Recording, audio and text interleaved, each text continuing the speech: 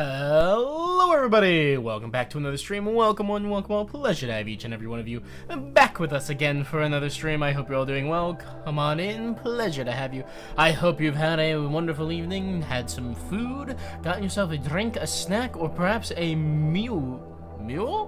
What's a mule? I meant a meal. God, I don't know what I'm saying, but I hope you're ready to have a good time. Hello there, welcome in, pleasure to have you with us. Congrats on fast yet again. I'm not sure what, alright, hold on, I'm supposed to wing it, right? That's what the brackets mean. Be not afraid, your end comes no matter what you do. That's depressing, but it is profound, I guess. This too shall pass. How you doing? I'm doing alright. I'm tired, I'm getting used to the, like, work schedule, like, I've been saying that for a while, but, like, I do genuinely feel like I'm getting there, you know, like I don't feel like I'm dying because I have to wake up at 6 a.m. now. It was a real switch over, but we're getting there. A mule is a half-breed of horse, you believe? Yeah, it pretty much is. Are we building nukes yet? No, yes. Unfortunately, Kerbal Space Program does not have any capacity for me to build explosives of any kind beyond the small detonation that occurs when parts collide with each other at a high enough speed, which is just not a very large one. You can make a MIRV. We've not made a MIRV yet, but they're not hard. But I'll say this, honestly, the rockets we're using are well past what you would need to deliver a nuke. We have rockets that can deliver a series of bombs in orbit, geosynchronous orbit, over every single point on Kerbal simultaneously in a single mission. We have advanced substantially. Though actually, part of that advancement is that we are using nuclear rocket engines, so does that count? We are in fact using nuclear engines. Bada bing, bada bam. Let me go ahead and get going on that announcement about everyone. Let's hope stream doesn't die today. Haha. You're so pretty being live and all. It would be so cool. JK. Unless I don't know what I'm doing anymore. Sometimes I just write things into the going live announcement just for the thing. Did I see the update note they sent earlier? Yes, I did see it. I read it. I don't understand it. But I need to actually read it again and try and understand it a little bit harder because I don't have great reading comprehension after I get home from work. I gotta like decompress for a little while, and I did not do that. Instead, I made myself dinner, and I made myself quite a nice little dinner, let me tell you. I had some leftover roast beef. The 9 to 5 is driving me crazy. Yes it is, and it's more than a 9 to 5. Truly, I spend 11 hours every day doing stuff related to my job, if you include my commute, because it's an hour and 10 minutes. And I gotta be in office at 8:30 instead of 9. Which, let me tell you, it really changes the dynamic of how you go about living your life when you know you're going to be waking up, going to work, and you'll be at work, if you include the commute back home, until 6:30 p.m. It's horrendous.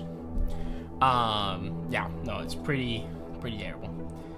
Essentially, the more checks you make, the easier they get to pass. Oh, I see. You're letting me gamble.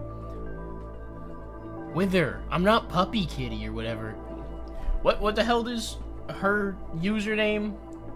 I don't know her username off the top of my noggin.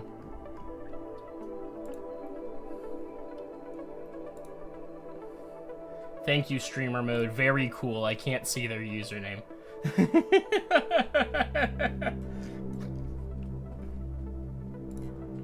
Yeah, I'm not them. You're not gonna win me over with your little gambling addiction.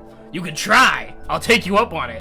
But unlike them, you know, I don't have an addiction because I never lose. And you can't be an addict if you don't lose at something. That's the truth. That's the God's honest truth right there. Bada bam. Bada bam. Hello, my god, welcome in. Pleasure to have you with us. How are you doing? Miss Streamer and chat, indeed, indeed. I hope you're having a good day there, Pyro. Enjoying yourself, taking care. All those wonderful things. Oh, okay. Leg. Gamba? Gambling? I love gambling. What are we hee-heeing at? What are we laughing at? I'm not funny. I've never once told a joke in my life. Oh my god. This thing is so good. You must go back to work? What are you working on? Do you have a job? Since when do you have a job? Lifesaver. Oh, are you lifeguarding today? Good luck. Have fun. Stay safe.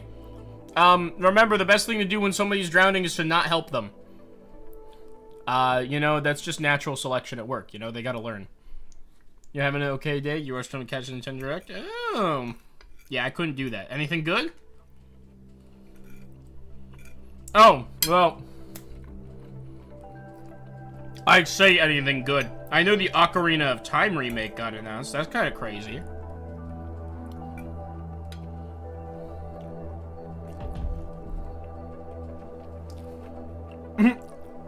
You're eating at the fact that all actions have consequences in there? That's a shame. It's a shame. That's true, though. They do. Actually, with her, I will say one other thing. I heard from the artist that the piece got canceled. I'm so sorry to hear that. You know, that was a shame. I was looking forward to see how it turned out. I say with my mouth full, thus breaking the illusion that I care. No, I do care. I feel badly. It's a shame. It's a darn shame. But no time to dwell. We got space to conquer. Welcome back to Kerbals Space Program. I say, without it being on screen, welcome back to Kerbals Space Program. Bum, bum, bum, bum, na, na, na, na, na, na, na. Some trailer from Duskbloods. Honestly, it's the worst live stream out of the 4 you watch this month. Another Nintendo L classic. Man, what they cannot do swallow up consoles to save their life. You hand them the Wii, they make the Wii U. You hand them the Switch, they make the Switch 2. I don't know, I think the Switch 2 is done objectively substantively better than the Switch 1 has. Not the Switch 1, sorry, than the Wii U. The Wii U was truly terrible. Look at that! The Dragonfly Returner is on its way. Look at that. Collision course inbound. Very nice. Alright, Julian circularization is our next thing in 22 days. We have a pole alignment change, so that's good. We have a Tylo encounter. And then the Kerbals will finally make their grand return to Duna.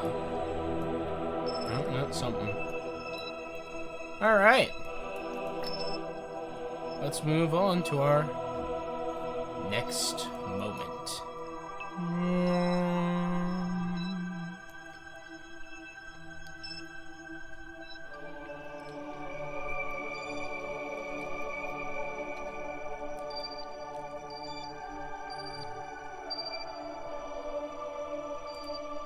Tell you what, we got, what, 8 minutes? Let's hop on over to the craft. Make sure everything's in order before we commit to time warp. Hello, my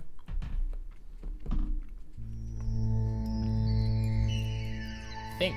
How you doing? Yeah, we're not on maneuver. I'm glad I checked. Whoa. Hello, Jewel. Look at that. Massive hurricane. Those clouds are massive. Oh no. Oh no, no, no, no, no.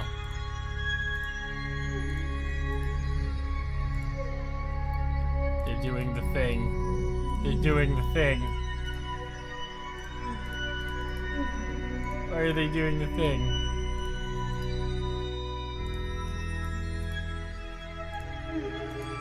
It seems that if you have all of the solar panels out, it's what makes them get glitchy.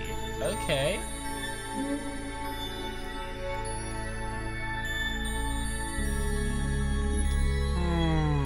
Looking like a jewel, alright. Looks great, yeah. So great the satellite can't keep itself together. True.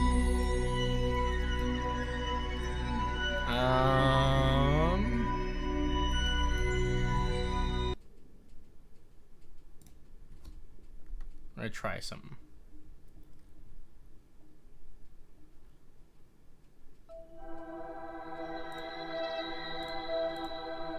I'm gonna try this little pull.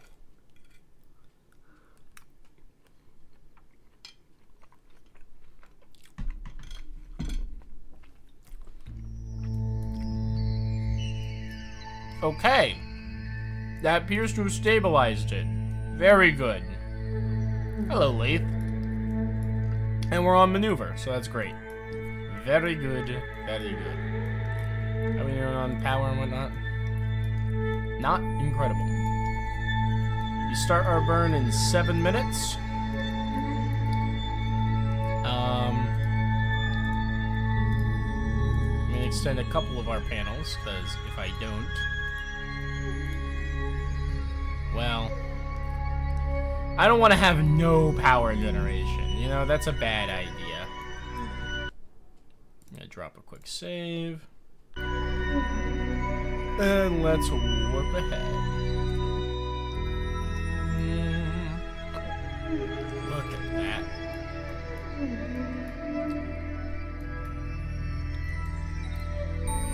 Okay. Jewel circularization is ready.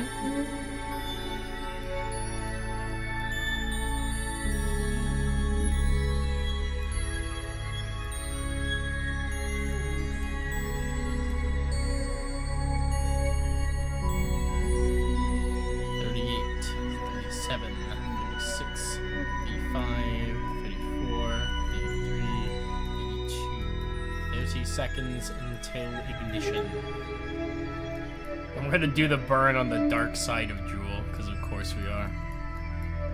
But of course that just gives you all the more view of the lightning. Wow. 10, 9, 8, 7, 6, 5, 4, 3, 2, 1, burn. Alright, this is a 9-minute burn that we're doing in order to get our orbit way down.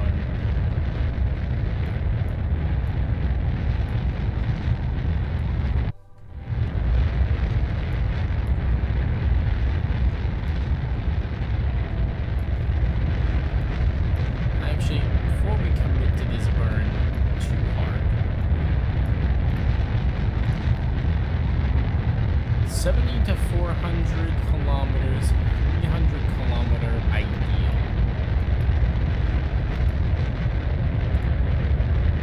250 kilometer ideal. 350 kilometer ideal. 250 kilometer ideal. I'm feeling like we're getting 250 kilometer ideal more than anything, so we're gonna push for that. Oh, we're officially in orbit of Jewel. Very good, very good.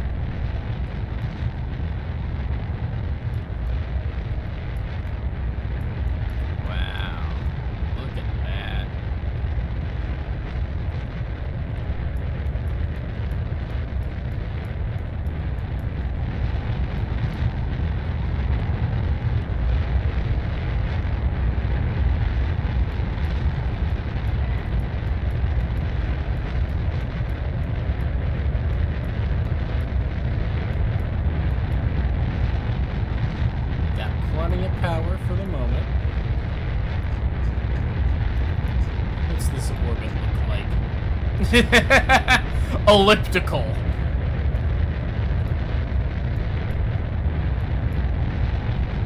I was wondering what these weird perturbations are. We keep getting encounters with the various mutants.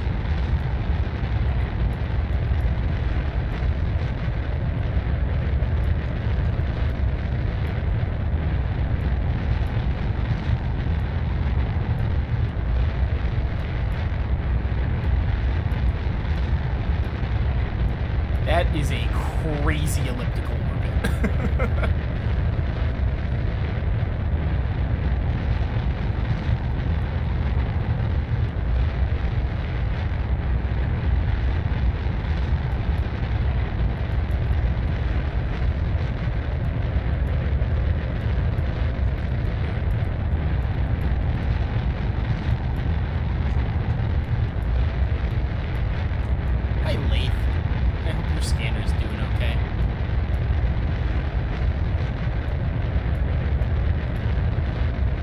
Same to you.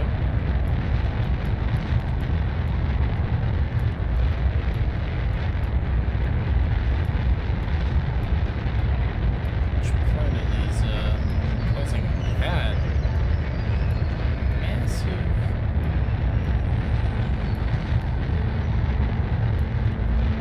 Is that the Tylo eclipse? It's gotta be. Wow.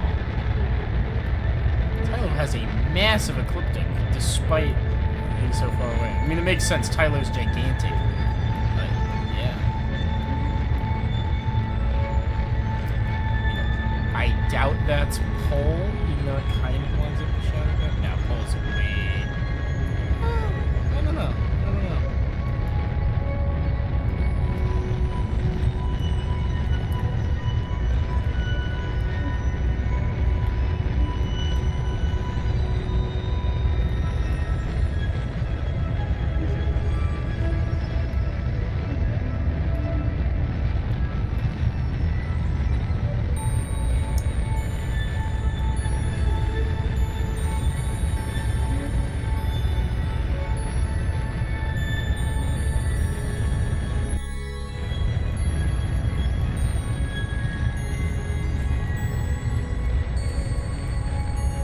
Burning over Drool in total darkness with volumetric clouds, so you just get the occasional lightning strike into both flag. That's crazy.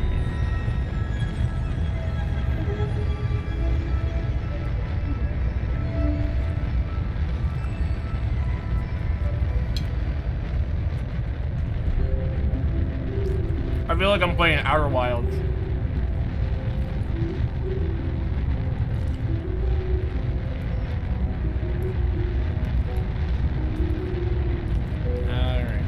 Up this burn a little bit.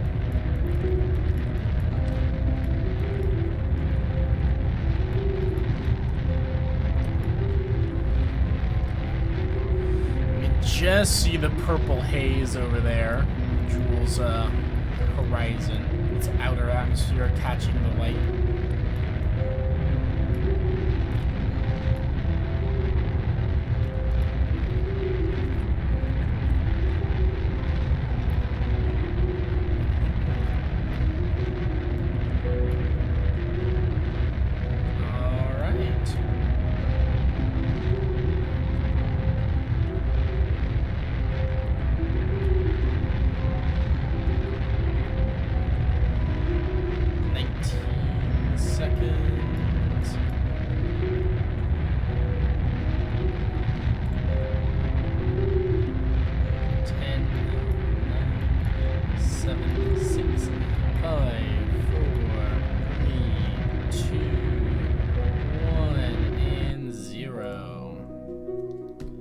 How did our maneuver turn out? Not bad. Not bad at all. I can commit to this being the next maneuver. Gotta say, low Drool orbit is expensive. Even this orbital correction to get us up here. Expensive. feel like our periapsis ended up a lot lower than I expected it to.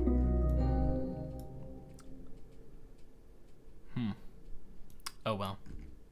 That's probably fine. If not good, because it means that we're going to push ourselves out a lot less when we have to re-raise our apoapsis for the sake of pushing out our orbital inclination. Alright, we start our burn in 1 minute.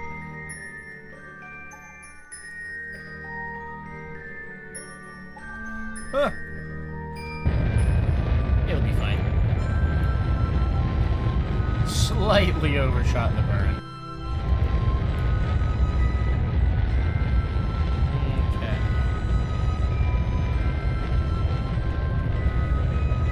Let's time warp that.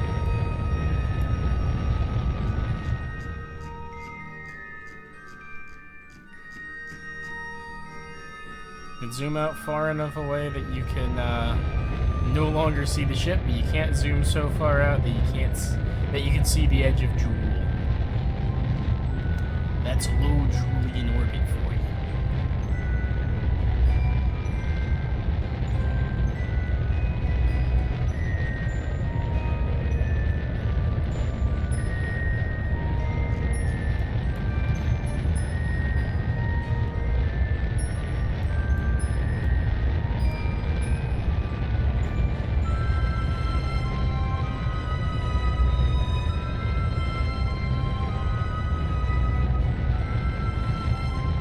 Good enough?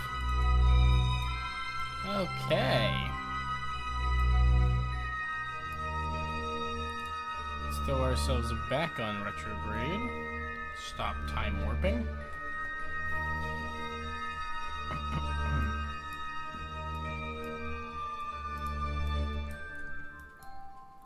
We've got 1 minute till periapsis, and we'll slap on the burn at periapsis. So I just want to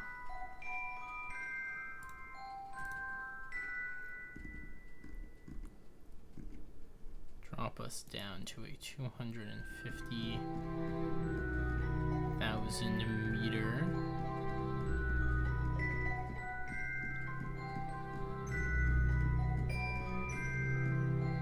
Ooh.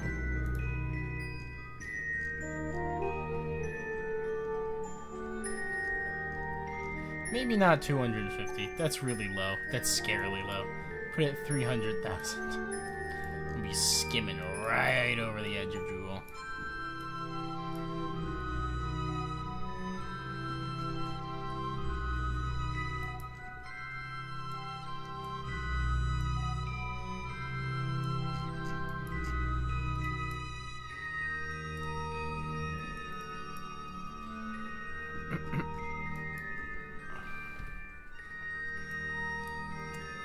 All right.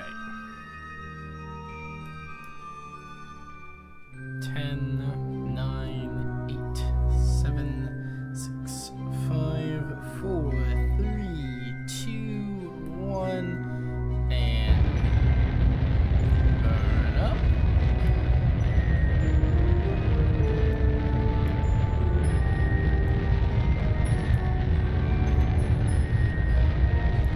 So much lightning.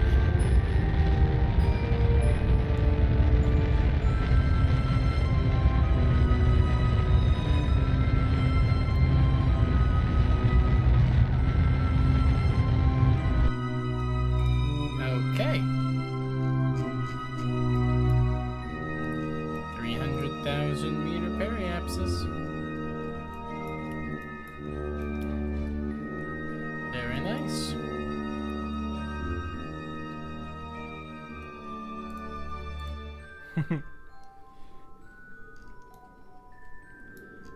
Okay.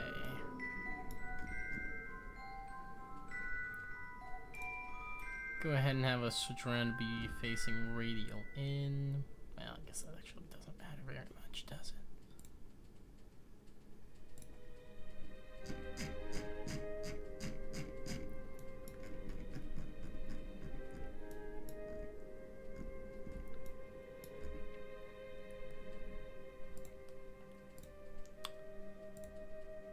Lots of signs I can do.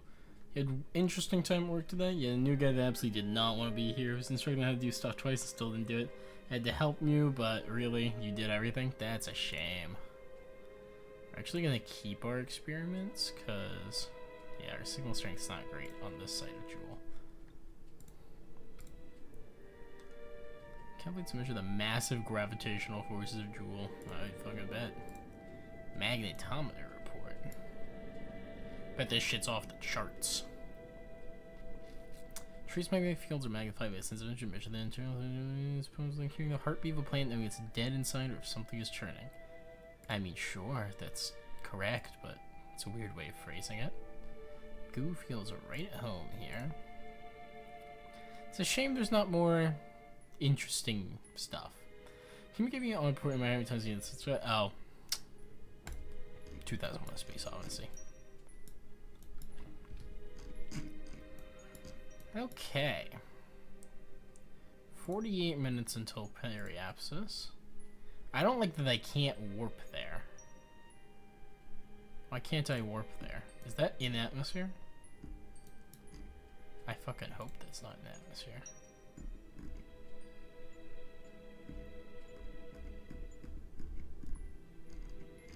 No, it's not in the atmosphere because we don't have a trajectories reading.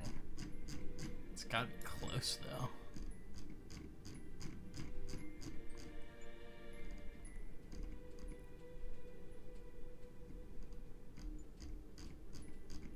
And it does not take much for these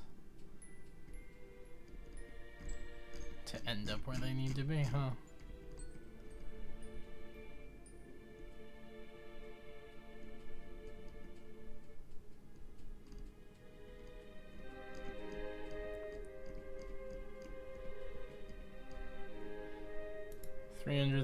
$299, good enough. Anything more than that, I'm genuinely scared of just falling into Jewel. 6 days until we have to worry about pole alignment, so that's fine. He just handed you stuff? Ugh, that sucks. Once again, got told they're happy with you, so at least there's that. Well, that is good. That is good. We like to hear that we are doing a good job, even if our coworkers are not.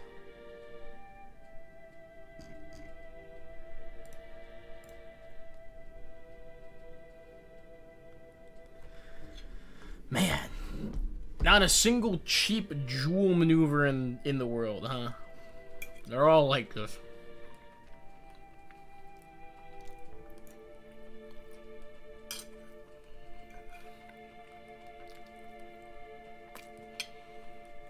Like, don't get me wrong, we have the Delta V for it. I'm not that worried. But it's kind of crazy how expensive it all is. Like this satellite? No way it was going anywhere.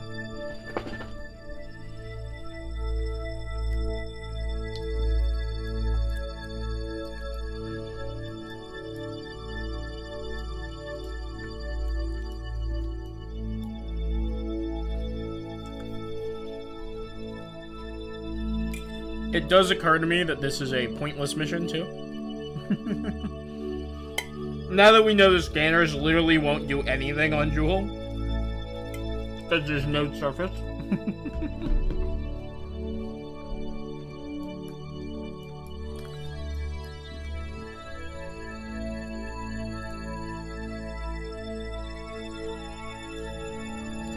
That is a crazy scan map I'm dealing.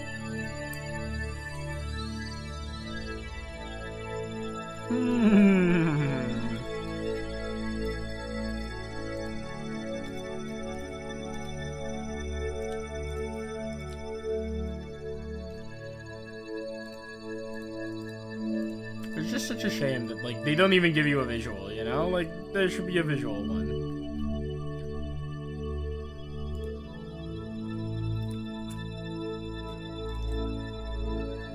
Huh.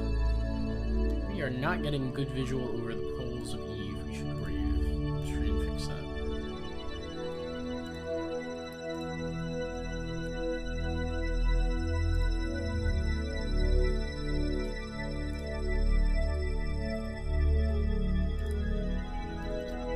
The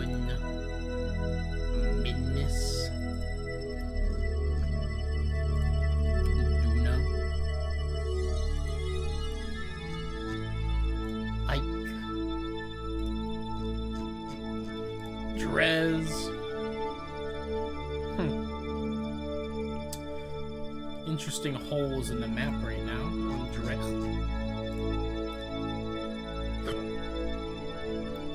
What do you mean, visual map of Lathe? We don't have one.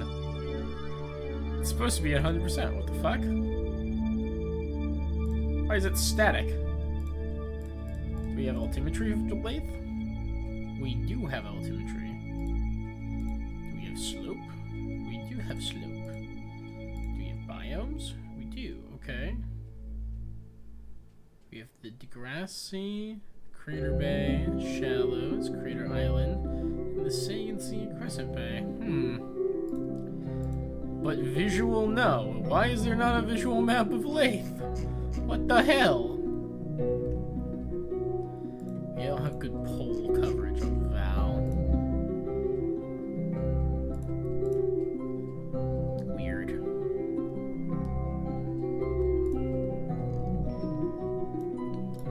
Okay.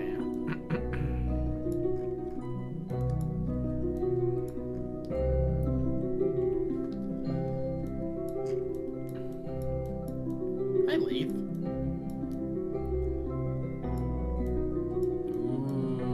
look at that.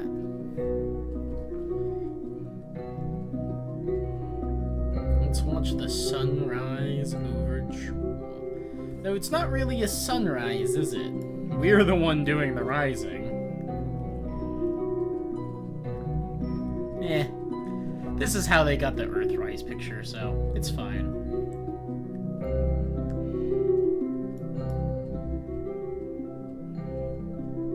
That purple hue just gets brighter and brighter.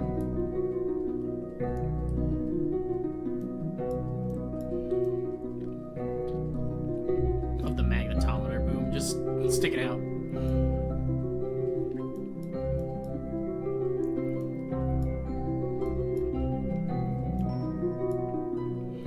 See just a hint of that glow cutting through the cloud, the upper cloud layer.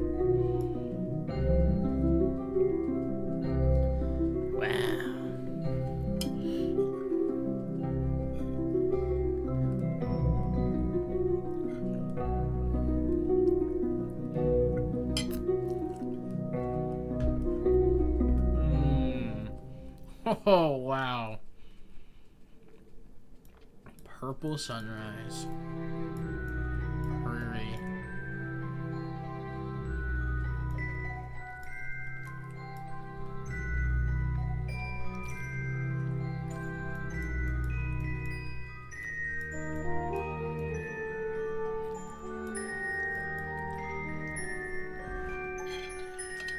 I wonder why Jewel is green. Like, how is it green?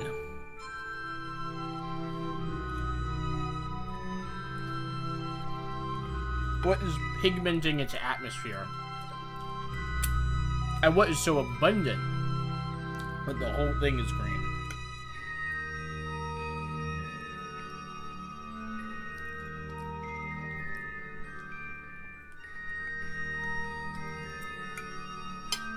Okay.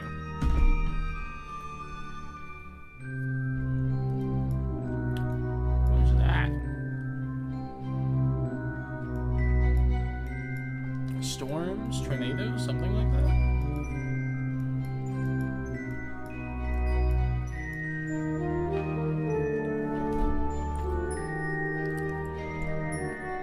Wow.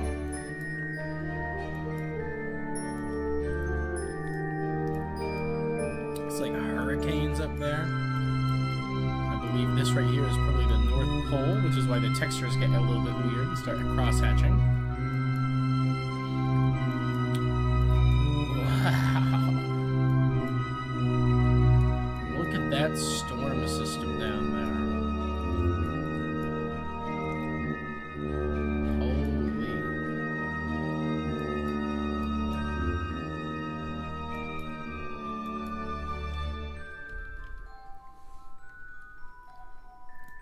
Oh, hello. The lightning. Suppose it only spawns the lightning when we were not time warping.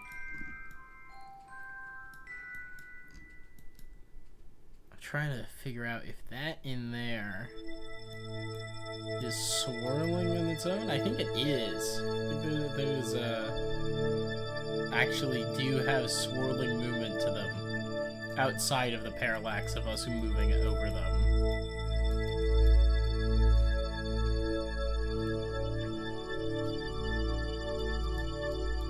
Yeah, look at that. Cyclones. Massive, world-shattering cyclones. Like, life could fit in that.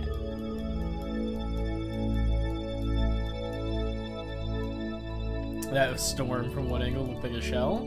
That's the golden ratio for you, you know? Tends to have things that do that. And we're over one of the big bands now. Look at that. I think we need to design a space plane that can fly to Jewel so that we can fly something here. It's gonna be real expensive considering getting down into Jewel like this does require, you know, a gazillion fucking... Oh, not a shell, a skull. Oh. Oh, yeah, I bet it did.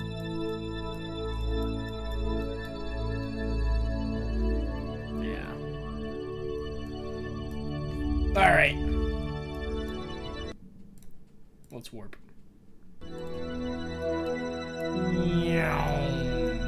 Look at those. Whoa, wait. Look at that.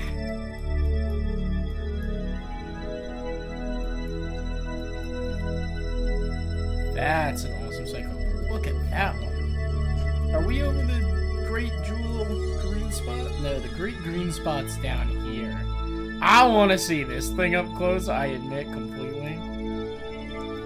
We're looking at this big ridgeline swirl there. It just looks like a painted-on mark from orbit. It's actually this massive cascading tower of clouds. That's so fucking cool. Oh my god. Alright.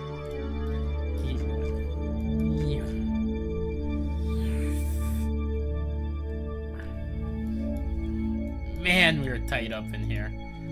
Look at that. You can see all these extra clouds that you couldn't see before.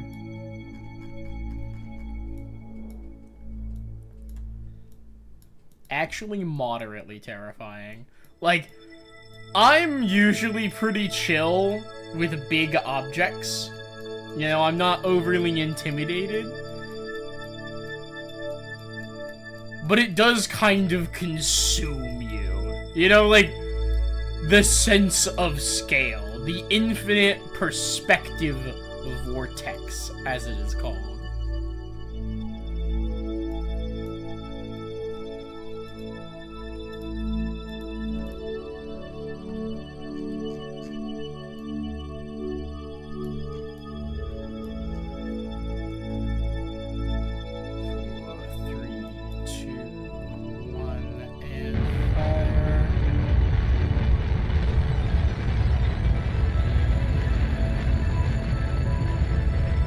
Engine. Right on target.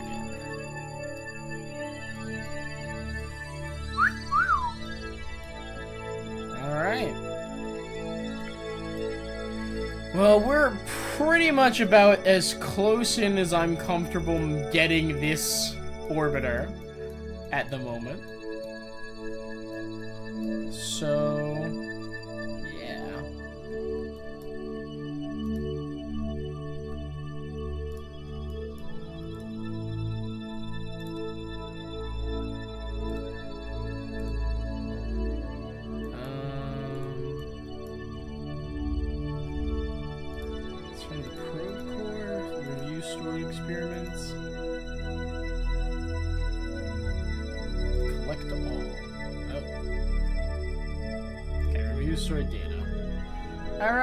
How's our signal strength? 88%? Going through one other scan probe to get back? Yeah, probably aren't getting better than that. Let's, we'll keep all these, and what we need to do before we get out of range is we're gonna go ahead and aim our camera up here. We're gonna disconnect our struts.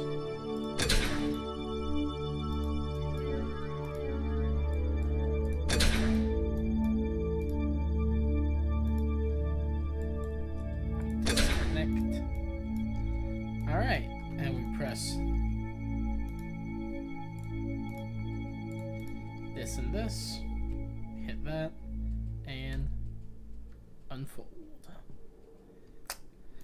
God, it is such a cool design. It is such a shame that it fucking annihilates itself if left alone.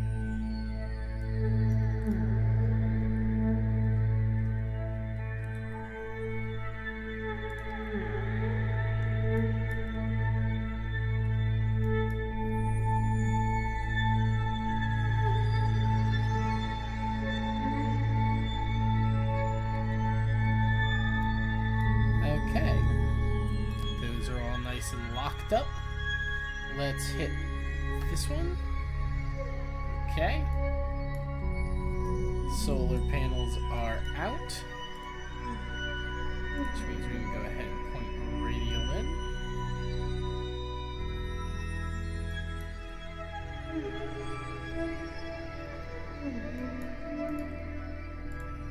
We can retract our radiators. So we're just going to lock the solar panels at this point. And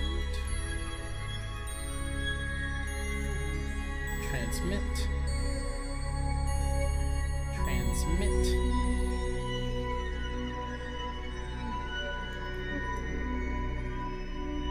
There we go. Took a second for it to secure the upload. I think we had to reroute the data. Transmit. Transmit. And transmit. Transmit.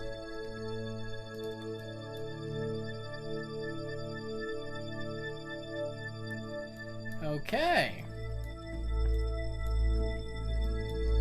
Oh. Forgot to extend one of the antenna, so it had to keep extending itself. That's fine. Let's deploy our scanner. Perform an orbital survey. Must be in a stable polar orbit between 600 and 1,500 kilometers. Alright, well, I guess we're not doing that. Start a visual scan. It's the only one I have any hopes for.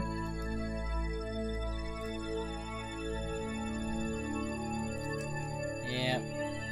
Don't do anything. That's a shame. Oh well, we tried.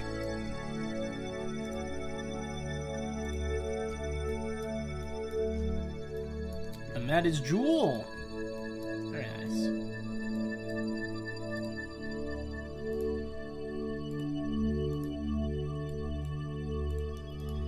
I'm gonna just go ahead and we're gonna auto strut this entire thing. On the off chance we need to reconnect to it at any point.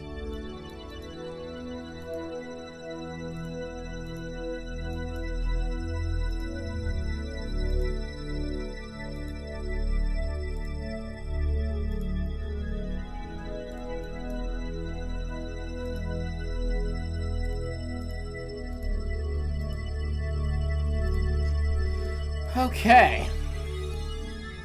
Energy ready. Cool.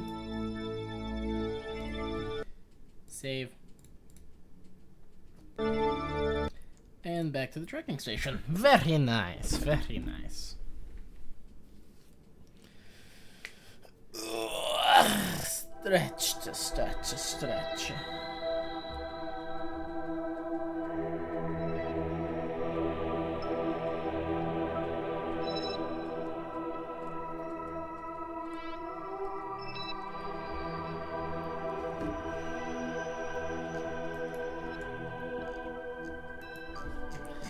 Alrighty.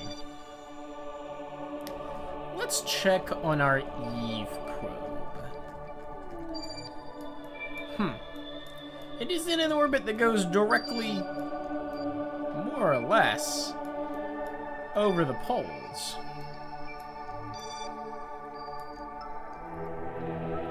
And yet,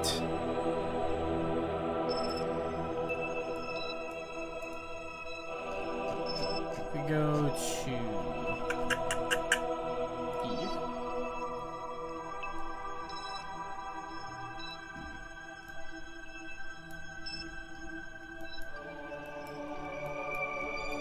we have all but no data at all.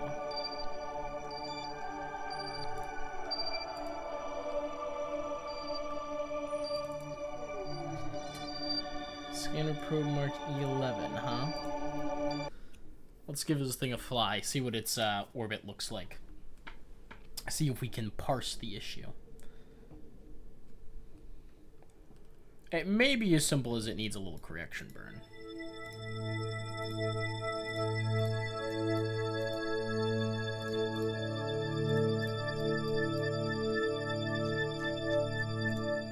Let's see here.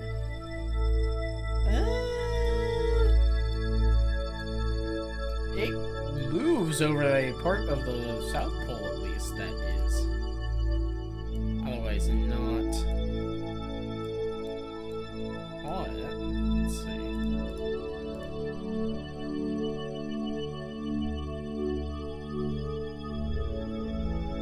Altimetry, at least. This does seem to be an artifact of it not being adjusted quite right.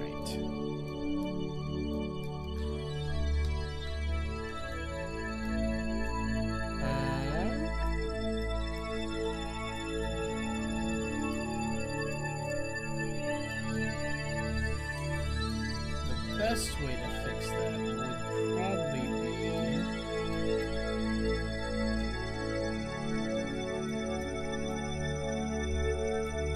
go about here.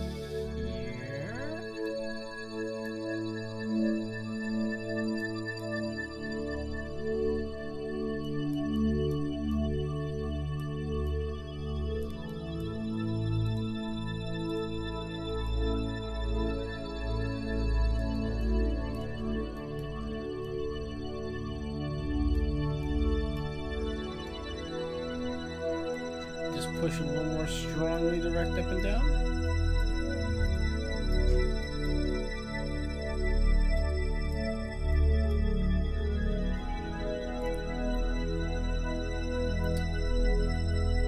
Yeah, and that's a much more Passover type.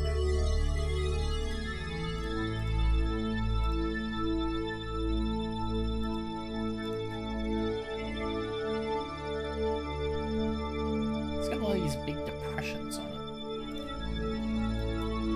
Alright, 8 minutes till that burn. We got 6 days until the pole encounter, so we have time. Go ahead and swoop around to being pointed on maneuver.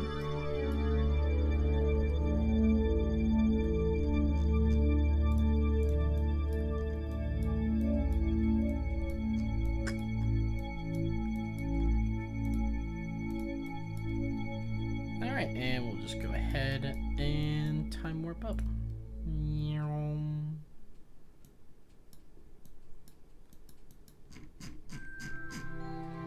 Hello, Eve. Okay.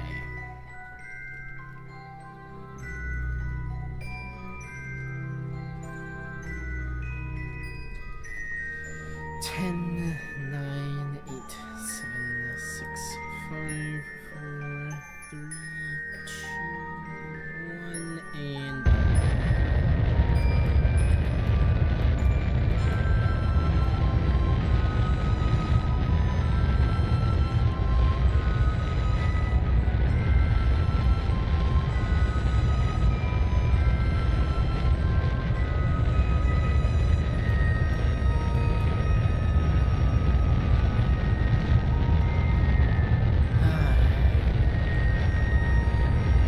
you know, when you're not juggling like 16 active launches at once, this game is pretty relaxing.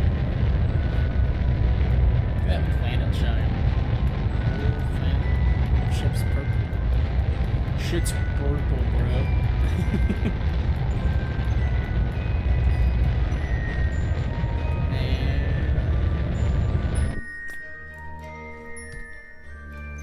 There we go. 260, 250, good enough for government work. Go ahead and put that radio in. We already have science and all that, so we can't do much else. Which is a shame, but it is what it is. That person, you went and looked up which famous people share your birthday. You have Leslie Odom Jr., Aaron Burr. Oh, you mean the one who played Aaron Burr.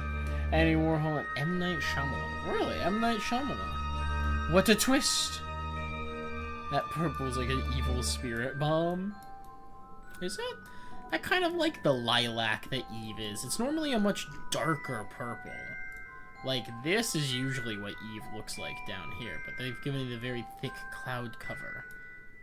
So it looks quite different right now. Yeppers.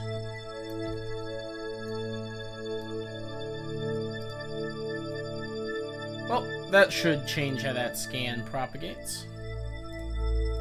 Let's switch over to our pole alignment one, because I want to just take a bit of time. Try and figure out, if possible, if there's a better pole encounter on this path.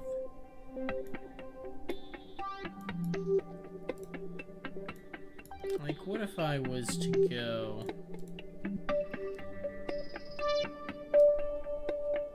maneuver planner, use the Hoffman transfer, and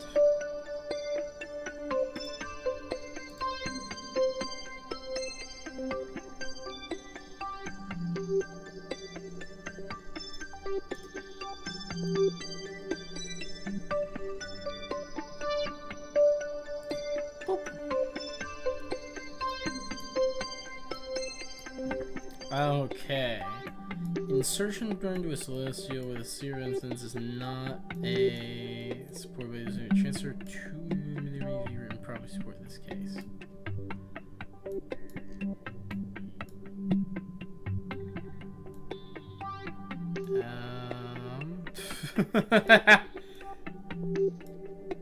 How expensive is this maneuver? 394 meters per second? More or less. That's not actually that bad. It's pretty cheap, all things considered. It looks like, yeah, we do an 18 meter per second alignment burn, which is what I was planning, that it's just going to put us onto a position, and we're just going to match our orbit to pole, and then, you know, it's not that hard to get an intercept at that point. I'm thinking people have been Nintendo Direct was the potential of using a thumb wrestling game in the new Switch Sports. Oh? I see. Why do we care about that?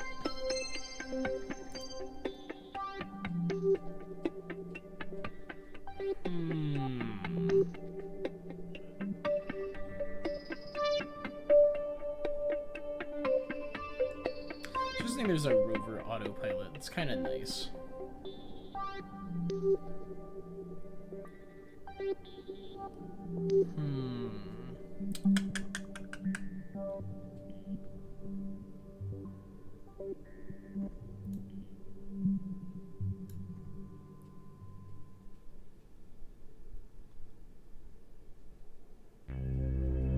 If I do this, and this.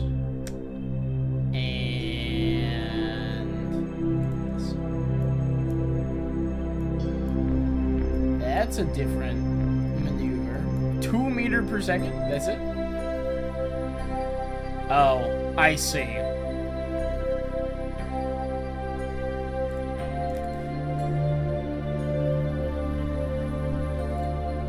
If I do this. A little bit more complicated, but if you focus in on pole.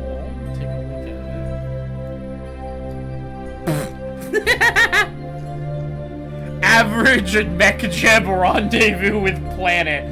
BAM!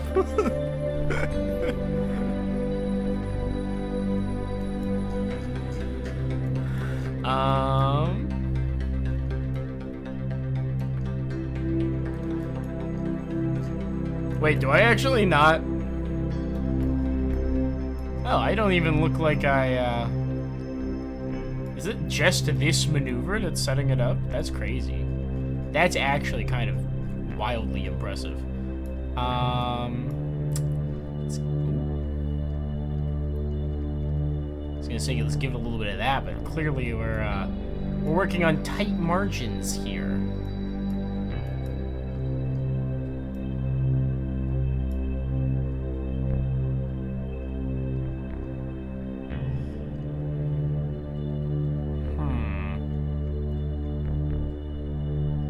Okay, so if I do...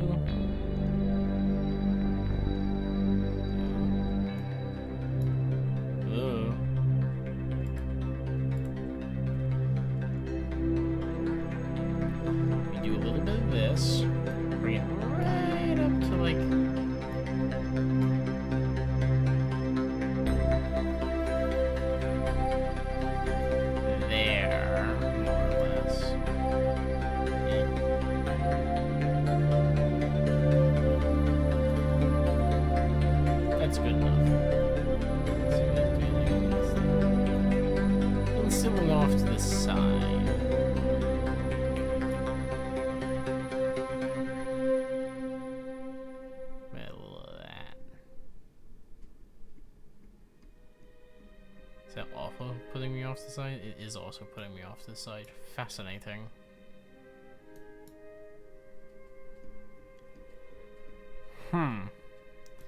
That means mostly the best way to go, get it into a polar, will be this. Plus that.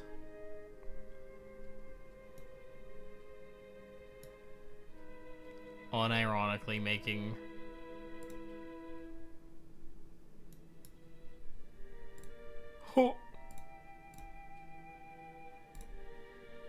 these adjustments are too large. If I scale this down, I can do... These are still too small. Alright, too big. The largest scale I can use is too big. That's funny, eh? Shows you the kind of delicate maneuvering we're trying to pull off right now. Also shows you how fucking delicate you can get with the,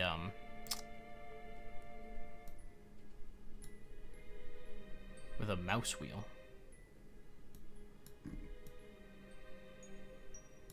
I don't think I can get that any closer to pole on a polar orbit without problems.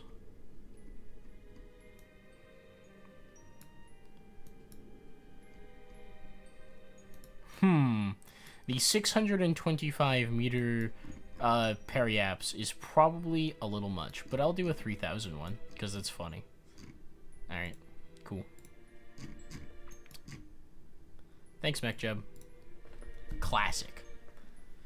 You thought it was kind of funny. They lost against a CPU? Hold on, never mind. I thought this was one of those skits, you know, where they do multiplayer. Bro lost to a CPU? That's fucking incredible. The world we live in is a magical place.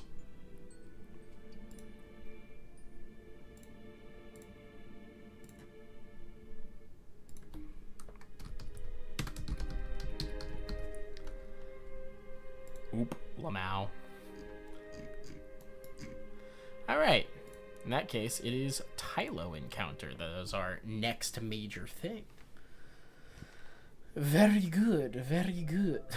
I forgot Tylo's orbiter still had its main engine attached. That's crazy. Yep. Not really much to add to it other than that's a fucking Tylo encounter, alright. Wish it was a little bit tighter, but I don't know.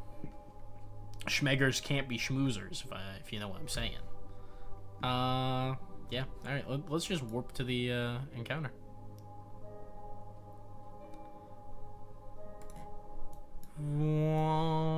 Hello, Jewel.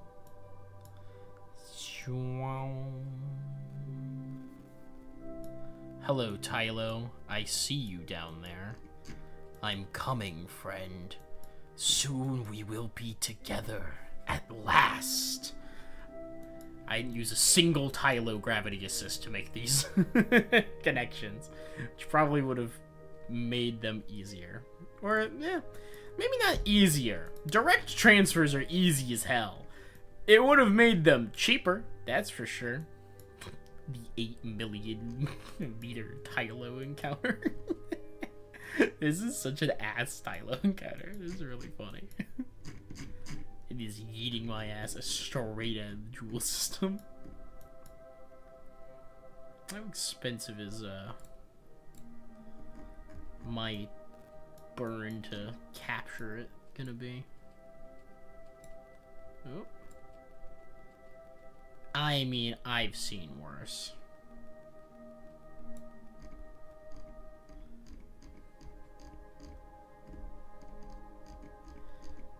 I wonder if Tylo's sphere of influence is large enough that you could set yourself up into a nice elliptical orbit. And in doing so,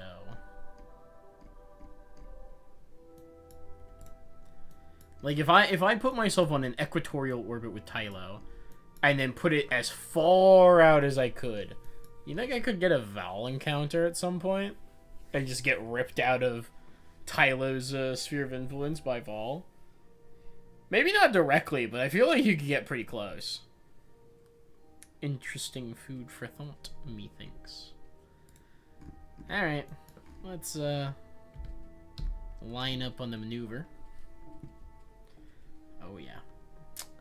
This hunk of junk will take its time to do that, that's for sure. We have an hour until the burn. We've got 8 days until our next major thing happens, so we'll keep that in mind. 'Cause that's an important one too. That is that's one of our sets of Kerbals returning at long last from Duna. We really want to be there and, like, you know, make sure they don't fucking explode.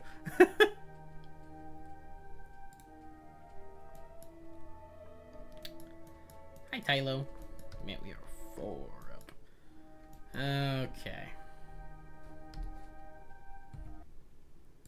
We're gonna hit a little save, just be safe. We're gonna warp.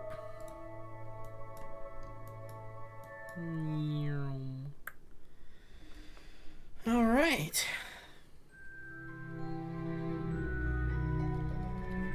10 seconds. T-minus 10 till we reignite these engines. 5, 4, 3, 2, 1, burn.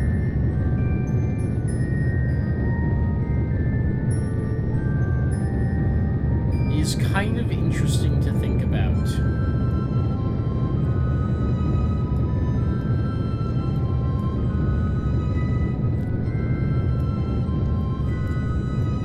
The reliability of these massive main stage engines to be able to kick up and start back up after a 2-year trip back to Jewel. Like, that's pretty crazy.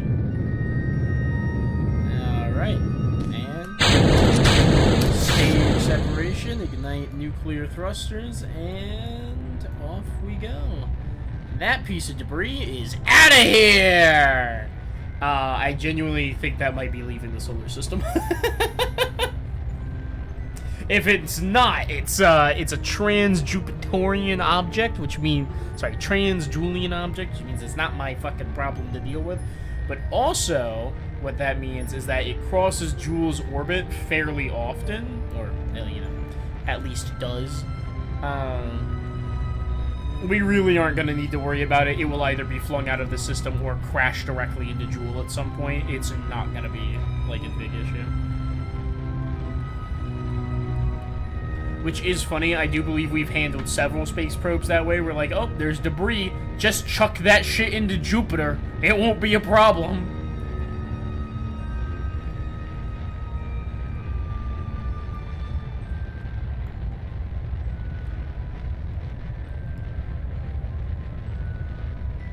We don't know what's down there on Jupiter, but we sure as shit know anything we drop into there from orbit is not surviving as anything other than a fine atomic mist.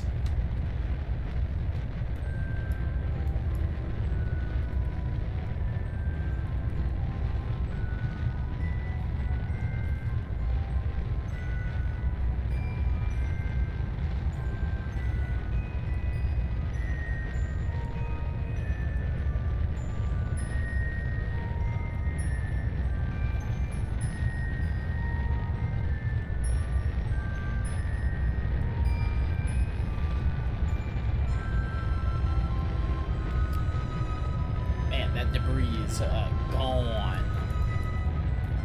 Hi, Tyler.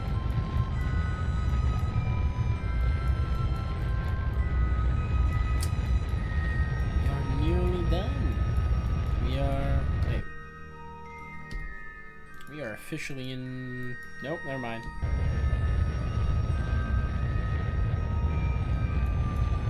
Wasn't sure exactly what that was. Oh, that was me officially being in Joule orbit, I think, not Tylo. Space be cray cray. Why is space cray cray better?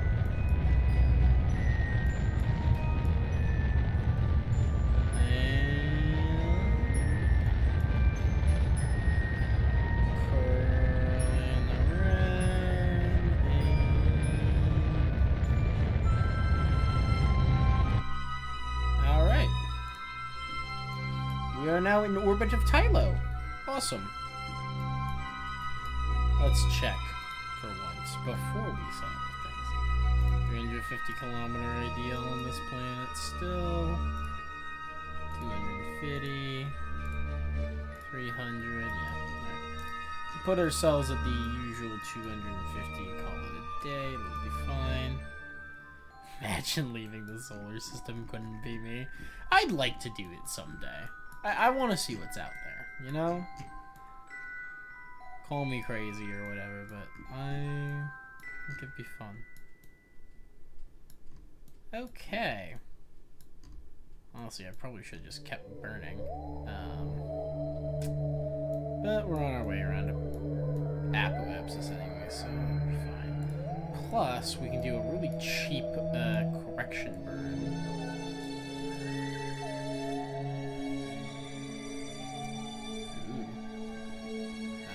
Then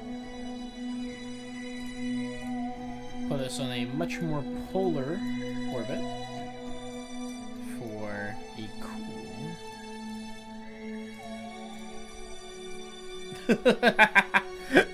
Now that's an orbit.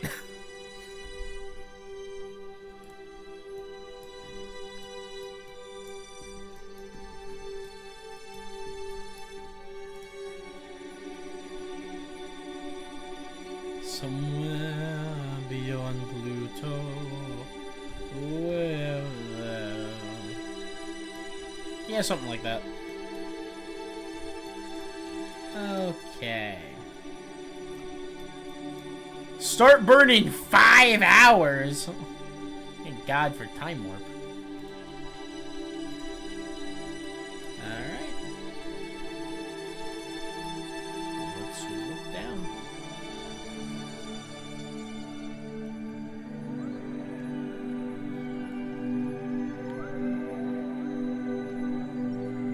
Fucking love Jewel just moving in, like, yeah. Did you forget about me? No, Jewel, we didn't forget about you. You're kind of hard to miss. Alright, time warp complete. Burn ahead just a little bit, and... 10, 9, 8, 7, 6, 5, 4, 3, 2, 1. Burn it.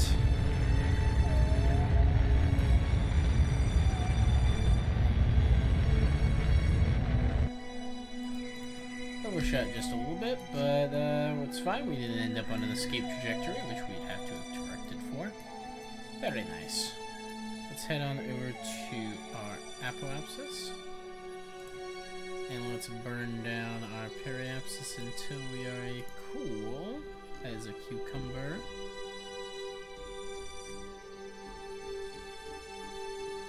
$250,000 meters.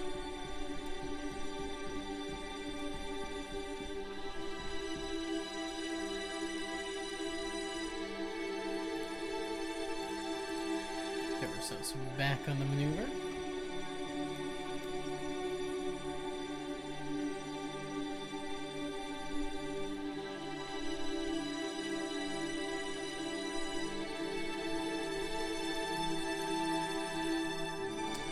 One day, 4 hours until we reach Apoapsis.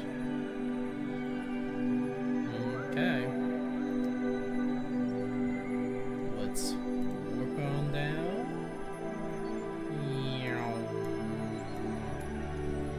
It is so weird seeing us be in orbit around a moon, because it, you know, we haven't been around a moon for a while, and it is funny to be like, yep, we're gonna do a whole 1 day warp, and we're just like, we're on the opposite side of Jewel now, which makes sense. Tylo needs to orbit, doesn't it? But also, like, weird. That feels weird.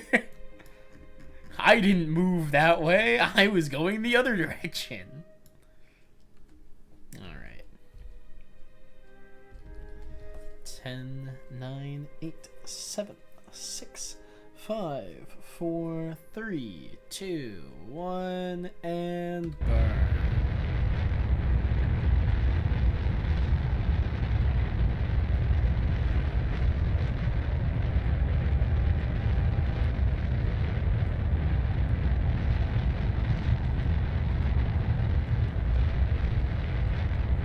Let's keep it burning.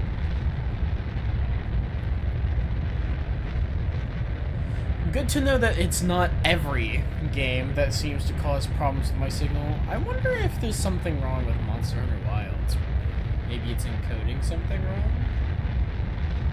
Because KSP is doing just fine. Maybe we do a Monster Hunter test stream when we're done with the normal stream. I might run that just to see. Just to see.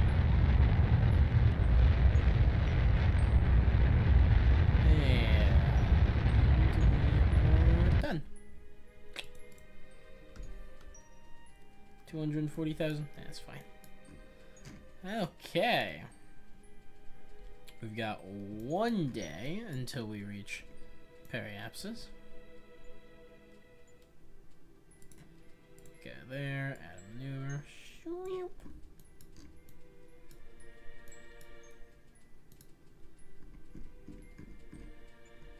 It's just the one stream. I've been having some weird issues with stream, and I could swear I have had that issue with KSP, but that was also when I was at my college dorm room, which implies it's maybe a subtly different issue.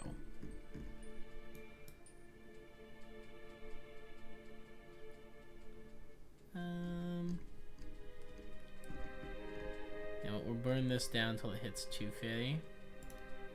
Then we're gonna probably need to raise our periapsis once we get there. We can throw ourselves on the maneuver now.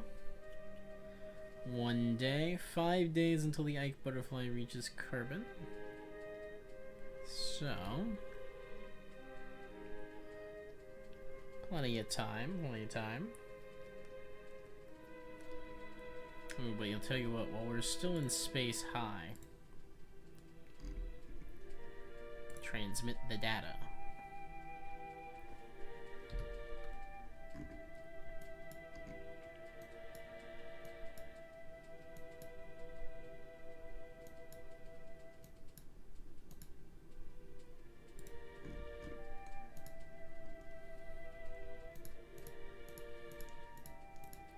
Come on.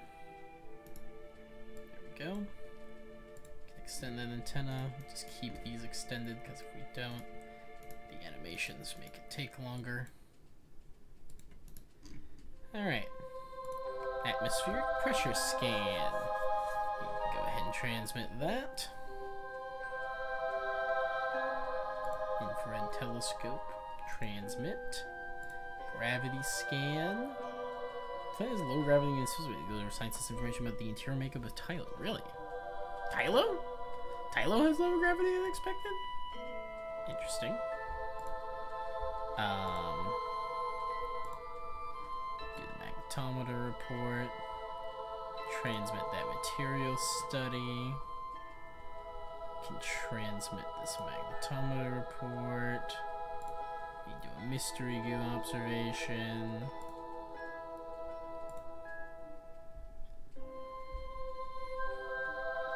Okay. Awesome.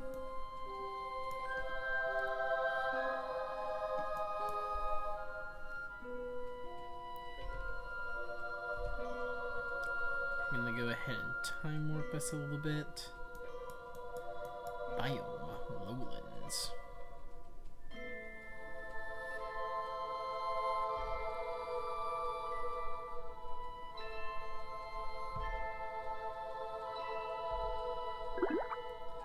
Midlands gravity scan. Go ahead and transmit.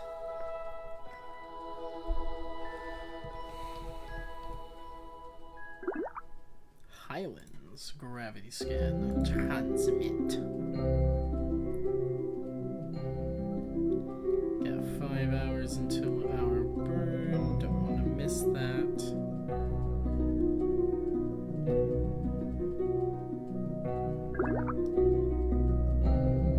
Midlands. How many biomes could Tylo possibly have?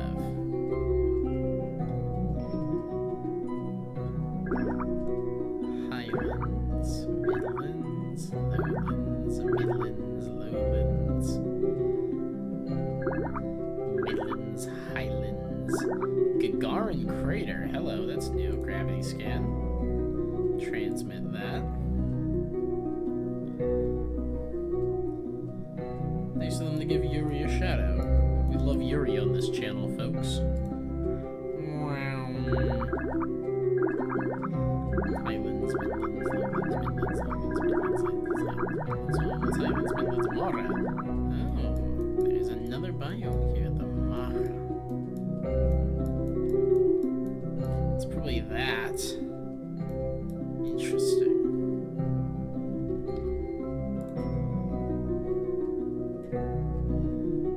Tylo has Maria, much like we named Earth's moon to have Maria. Interesting. Interesting. The cities of the moon. That's close that. All right.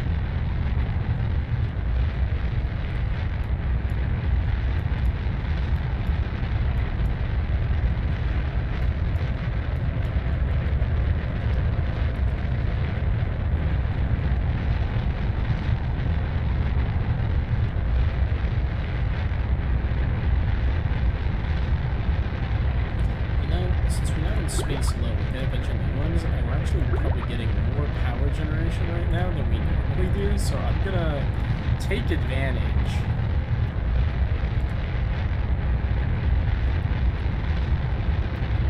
Transmit a bunch of data.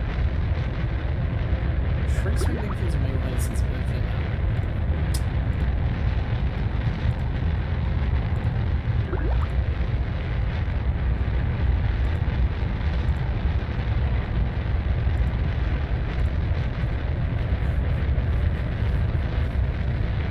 Because these engines produce a pretty substantial amount of energy while they burn with their alternator. So this was a good use of our time, because that means that we're going to actually be getting energy output from this while we burn, as well as from this.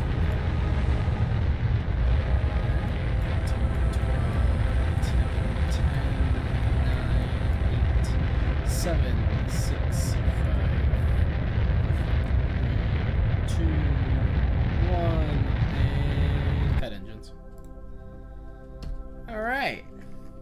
Dilo. How's our orbit look on the map?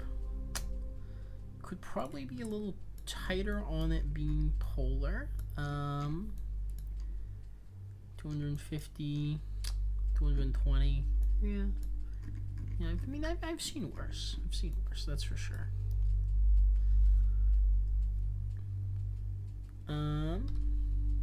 Yeah, okay.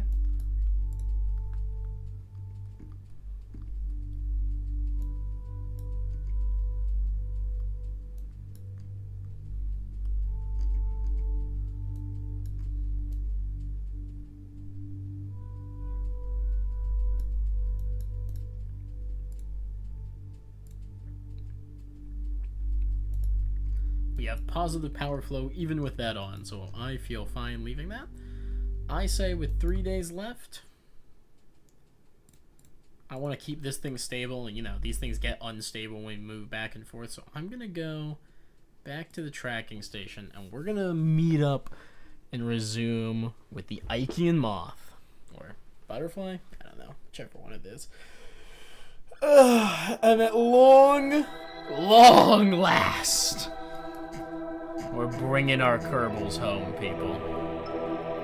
It's the Butterfly Returner 1, the Dragonfly Mark I-1 ship. Also better known as the Ike Butterfly, on its return to Kerbin. This thing has been, shall we say, through some shit.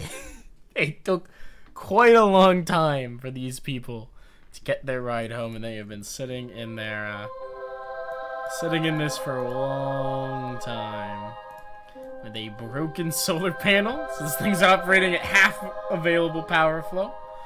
It does not have very much fuel or anything left. I turn off SES and RCS, you know, just in case. We can look at the map and we can see there's Kerbin there. There is our approach. And if I remember, yeah, we have a 70,000 meter periapsis. This is going to be screaming into Kerbin. Real tight. Real tight. But I think they'll survive. I think we can make this happen. So if we look from here, can we see Kerbin? Oh yeah, we can. That's totally Kerbin. Totally, that's Kerbin. Okay, yeah. Which means the moon should be around here somewhere. This should Minmus. I think the blue one there is Minmus. Yeah. They have pretty strong parallax. That might be the moon then? Because that looks like one of the background stars. Yeah, if the moon's on the far side of its orbit, that would probably be it there. Okay. We're gonna save up. Just cause. Yeah, obvi. And, warp to the sphere of influence change. That was the moon. You're gonna head out? Alright, Pyro, thanks for being here. Enjoy the rest of the evening. Take care. Good night.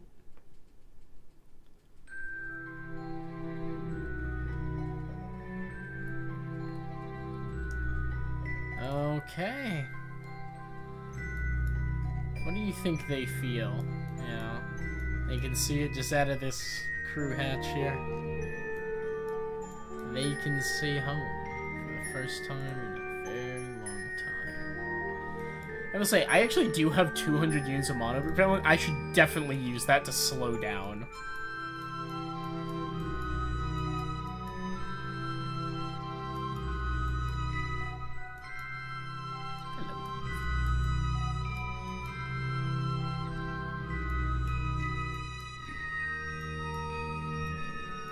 Alright.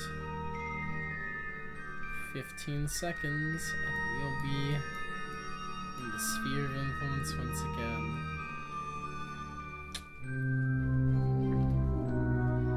And welcome back to Kerbin, everybody. Yeah, that's a maneuver, all right. So I'm curious. If we go.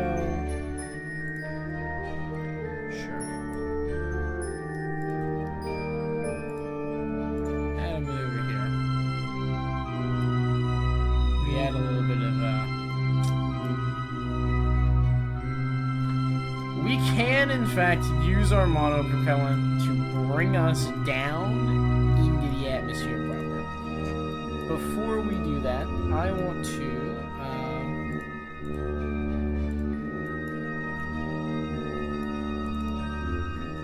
let's just see. If I wanted to get us into a orbit of carbon, right? If I wanted to get captured, how expensive would that be?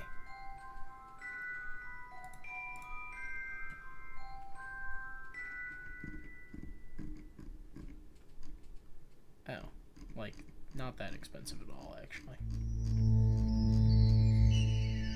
200 meters ago, we got 900 to work with. So that's a pretty penny. If I spend, I don't know, burn time 35 seconds being too long. Oh, because that's. So if I spend, I don't know, 700 meters per second here, it goes down up to 500,000 meters per second meter apoapsis. And then from there, I could burn down our periapsis.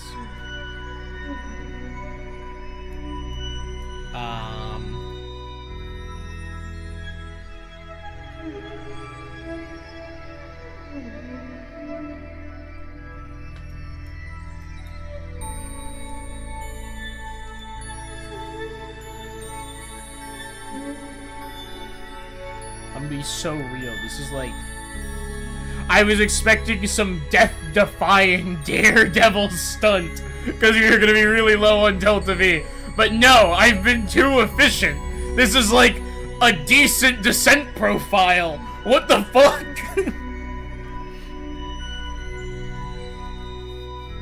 I mean, we can do this, you know, we'll just put a...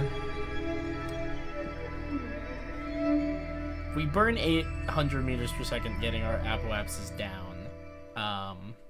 That gives us 200 to get into the atmosphere. I know, like, the important thing is getting our relative velocity down. And doing it periapsis, like, bink is very efficient. Like, actually, unironically,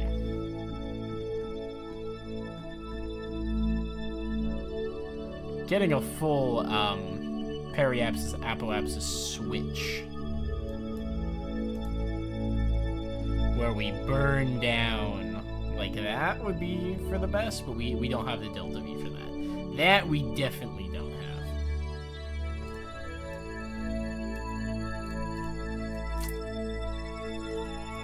So I'm kind of thinking, right? If from out here we dumped our... how much delta V do we have in our OCS? 165 meters per second. So if we from out here add a maneuver, hard retrograde, 165 meters per second. Do we fucking impact? Yeah, that's a good way to get your Kerbals killed right there, let me tell you. Let me tell you, that's a great way to get your Kerbals killed. I feel like I want just enough for us to dip in the atmosphere.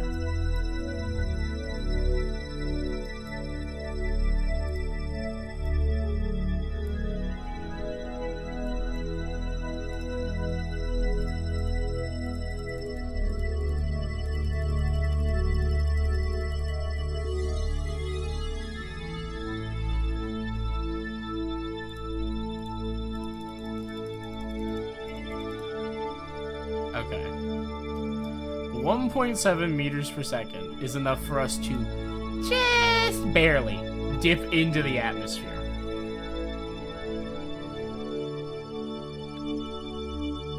If we dip into the atmosphere like this,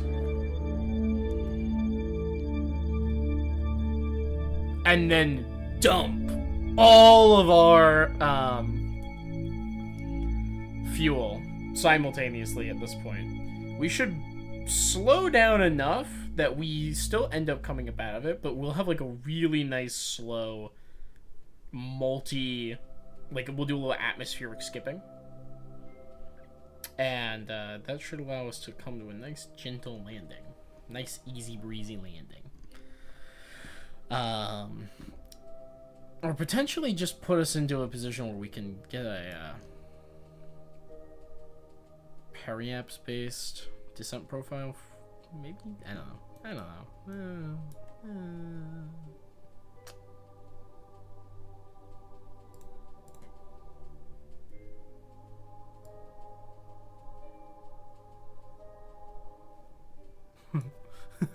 Okay, it's not gonna take much to get us on a proper descent trajectory, huh? Okay.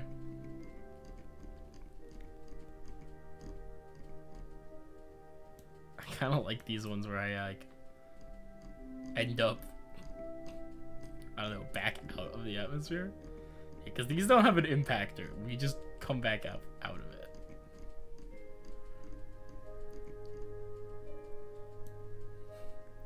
Sure, whatever. That. I think this technically means we end up back in space before we come in for another pass. I don't know. We'll drop a save. It'll be fine. Fucking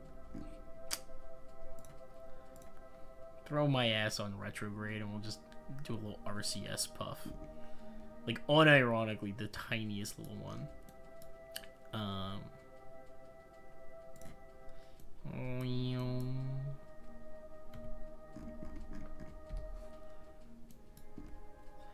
Zoom on down.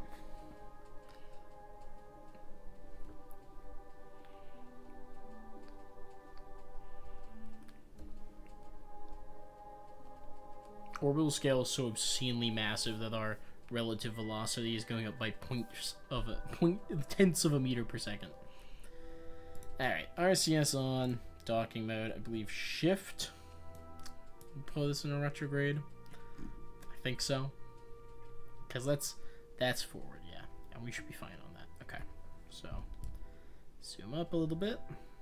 And 8, 7, 6, 5, 4, 3, 2, 1, and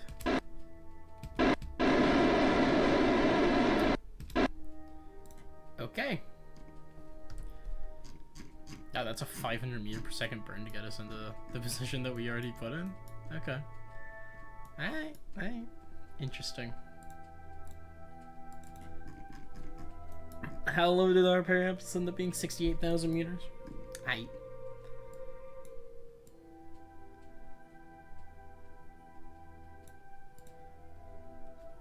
Interesting that if I put that same 500 meter per second burn here, we spend so little of that extra time out of the atmosphere, it basically doesn't change our orbit. Fascinating. But if I move it back like this...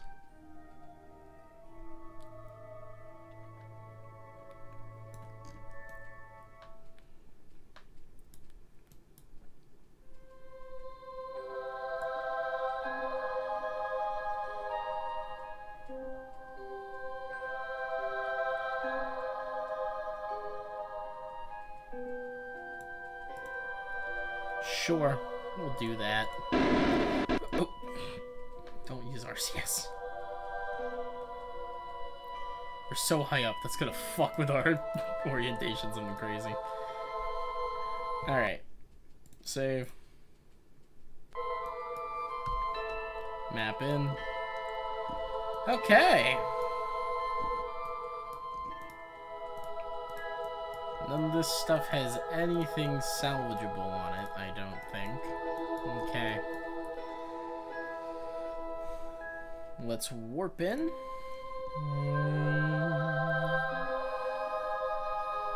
Actually, you know what? We're gonna say that Mission Control was nice enough to give them a spin allowance that would be able to let them watch as Kerbin comes into view. on their final stretch of the long voyage home. Oh wow, I'm starting to get into signal strength, even though this thing only has the dinky ass antenna built into it. Crazy that they've had no reception this entire trip. They finally come back in and it's like, hello? Denard, Bill, are you guys alive? We're here, ma'am. Jeb, it's great to hear your voice.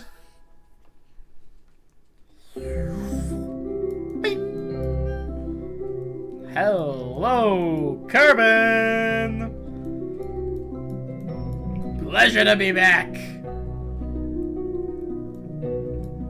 901 meters per second, look at that. Burning off that RCS shit was great news.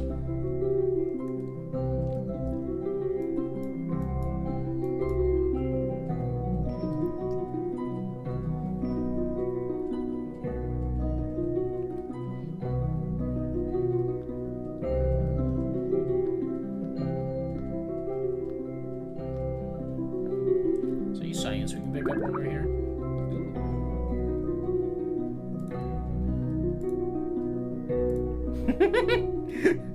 I'm so greedy. Ooh, there's science here. Alright, 5, 4, 3, 2, 1, burn. Oh, the engine noise is broken. It's bound to happen, but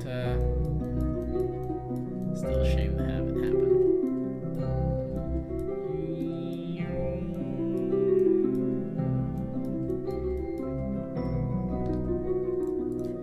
Okay.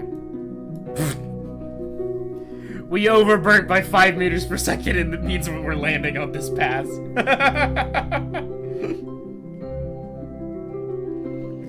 Okay, well, let's hope that we have a shallow enough approach vector. And we gotta be prepared for stage separation, I suppose. Should I try and use all of my remaining fuel to slow down like as much as possible? Hi, Oldrill, welcome in. How you doing? Put ourselves on retrograde. God, the fact this is not on time warp at all, this is just like the real time altitude drop is moderately terrifying.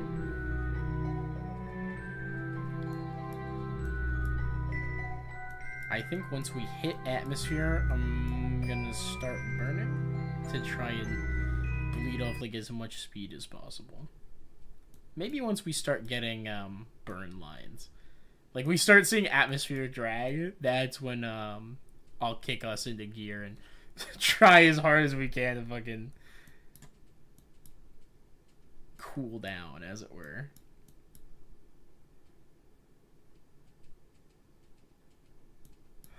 The silence. Everyone in mission control holding their breath as the music stops. Alright, alright. Burn what remains of the fuel. Burning what remains of the fuel. Burning what remains of the fuel. Slowing us down as best we can. Throw into docking mode. Use what we've got. RCS burn every last drop with a monopropellant if we can. Oh, that burns real slow. Hey, doggy, we are streaking in as fast as we can. That solar panel is holding up shockingly well to atmospheric re-entry, let me tell you. We're getting some reheating on the engines, it looks like. Oh, we're really streaking in now. We've got a heat shield under this, so I'm not that concerned. Shockingly enough, we are not actually retaining that much heat. Oh, are we out of monochrome? We are not out of monochrome, but we are atmospherically unstable. I think that means...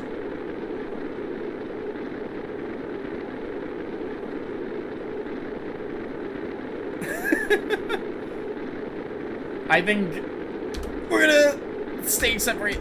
Hello? Oh shit. Stage. Docking mode. Display staging and... Okay. We are stage separated. Stage separated. Let the heat shield do its job. Okay, I think maybe we're concerned for nothing. that appears to not be exploding. But better safe than sorry, you know what they say.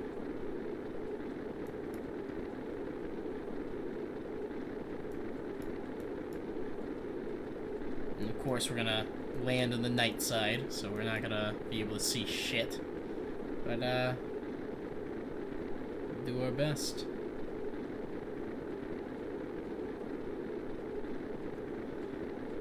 We are definitely using some heat shield right now. Nice, long, slow descent. I mean, we got 500 units of the thing. This is what it is for.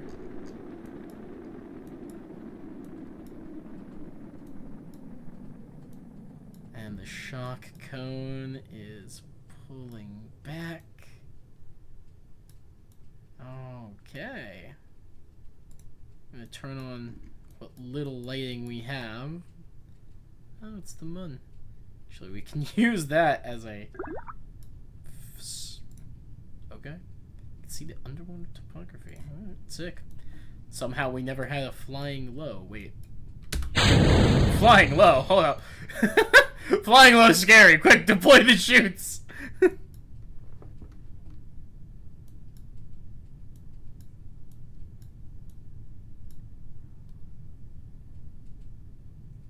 mean, we're at 12,000 meters. Still, better to have them out and not need them than to not deploy them and need them, you know? Should we jettison the heat shield? Technically makes us lighter. If we're coming in too fast, we can jettison the heat shield and try and save some weight that way. It's what we did when we got to Duna.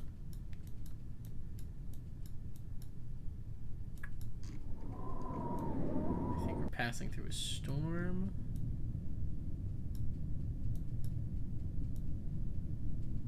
Can't see anything. Okay. We are still slowing down, especially now we're in the thicker parts of the atmosphere. Yeah, we are over water, and we appear to be heading straight down, which means odds are good we will have a splashdown. Splashdowns are safe, so... yeah, we get the most time available for our chutes. I think our chutes just opened fully, too. Still coming in at 30 meters per second, though. I'm going to jettison this heat shield. Save what little weight we can. We're still coming in at 27 meters a second. Why are we coming in at 27 meters a second? Come on, guys. Come on, guys. Say JK. Say JK. Say JK. Say JK. Say JK. We're in 1,000 meters. There's no way the Mark II command pod is that heavy. Oh. Okay. Main chute's fully deployed. Whew. We're down to 5. We are good. We are good. We are A-okay. Phew. Hey. Scared me there, fellas. You did say JK, though, so, that's good. That's good. Alright. We're gonna save. And, we're gonna time warp. Because I don't want to sit here for the fucking 5 minutes or whatever it's gonna take for them to get back to the surface going 5 meters per second. In the dark where we can't see anything. Looks like the debris landed mostly intact. Insane, but okay.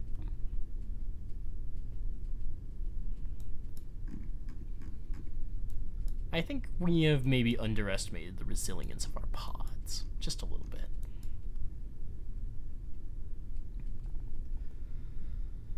Alright, 80 meters, and we are just about for a splashdown. We can see the cold, dark waters all around, but we have landed.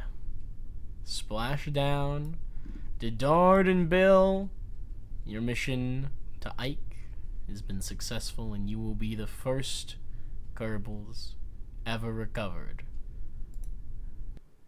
from a mission outside of the Kerbal sphere of influence. Let's go, Kerbin has truly reached out and touched stars. Our brave heroes walk amongst us once more. We leave no Kerbal behind. Except for Valentina that one time. She's okay, though. 69.65. Let's go. Oh, that's total. Sorry. We earned 4,281 science from this last maneuver. Oh, boy. Thank you, Ike. And we got Dedard and Bill back from their assignment. Great work, everybody. Great. Hello, thunderstorm noise. Okay. So I want to know, if I turn on the alright, 69 debris. We have built quite the debris field up here, haven't we? I didn't even realize we had quite so much. Suppose it's not overly surprising. No wonder I kept running into it. So I'm super interested. Yeah, we got 2 pieces of debris here. Splashed down. We'll wait until morning to check on them, but yeah. Cool. Got 7 days until the pole correction, so time more of it. We've given Kerbin rings. I should probably do something about all that debris up there. Man, that satellite basically shares an orbit with its debris. That's concerning. Alright. The sun is rising. Let's take a look. What did this debris end up doing? Because that's always kind of fun to see. What the unintentional stuff that managed to survive interplanetary descent.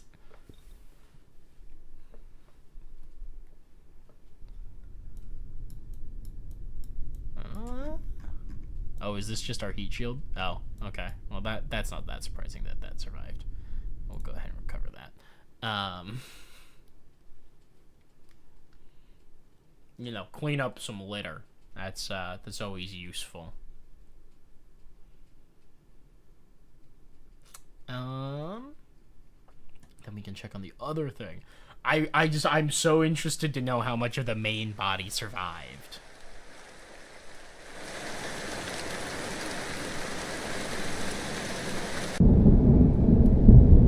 Thunder. Ba-da-da-da. Okay. Let's see here.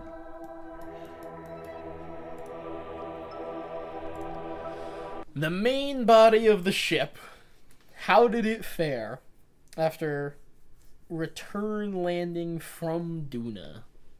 Technically from Ike, but, you know, same diff.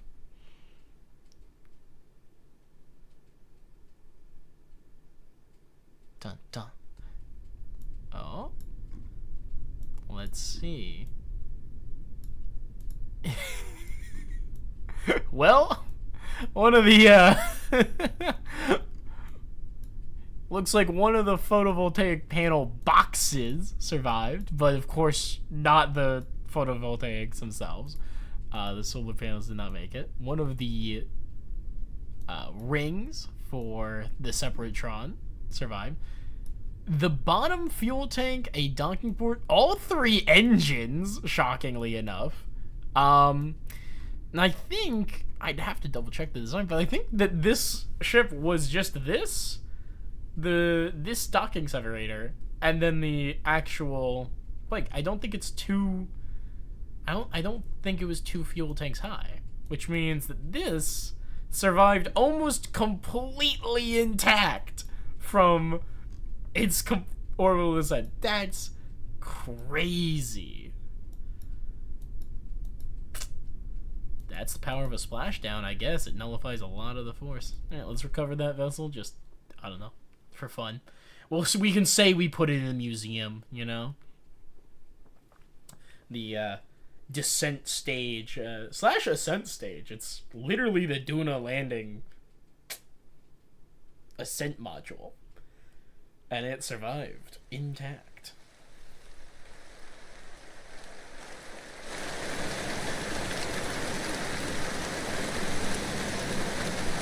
Alright, we got 83 days until the Duna butterfly gets back to Kerbal. We got 7 days for the full correction.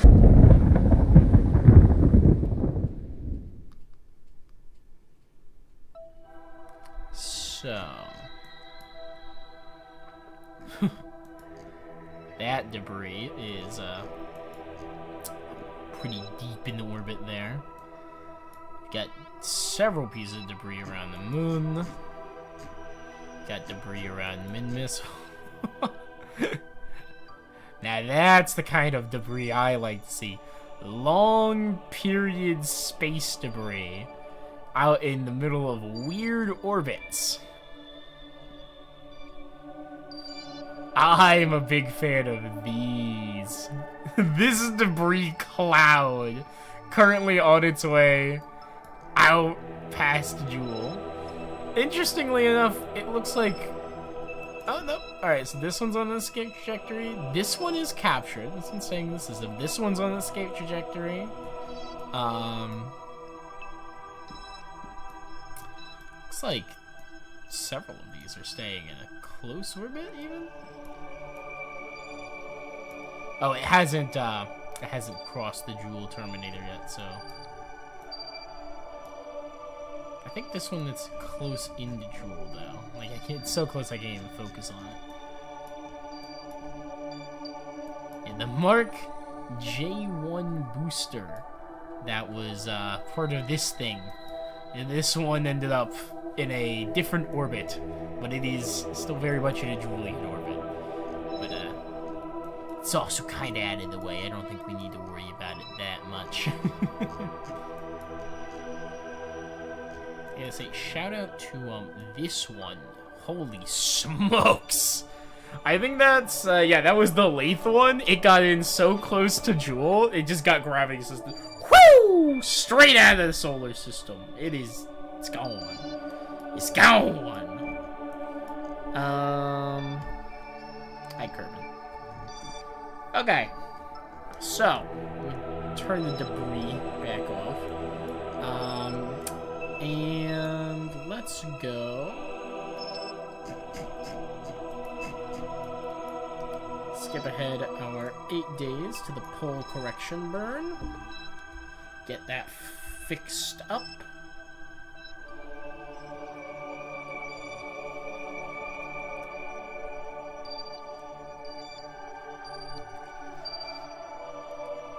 And then we'll bring our intrepid Dunan explorers back home as well. And then we need to figure out where our next manned mission is going to go, now that we have maps of every major celestial body. As well as enough science, I think, to fully unlock the tech tree. Especially once the Dunan crew get back. That should give us approximately another 2,000 fucking science, so... Delete and close, and go ahead and swing this back to be on the maneuver. Come around over here. 3-second burn. Very nice.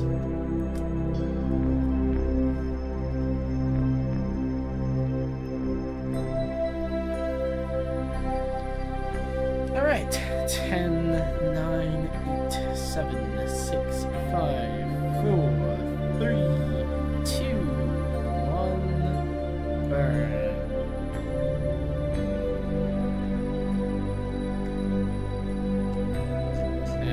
How does that work with our collision?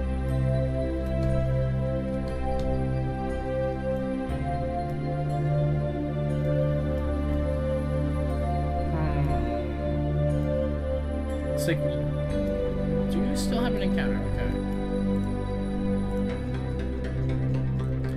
Of course, the most important thing is that we do just have a... Whew! That's pretty much right on the money. Alright, up. So, never mind. That was the planned maneuver. We still don't actually get our maneuver. Scheiße. Scheiße, scheiße, scheiße, scheiße, scheiße.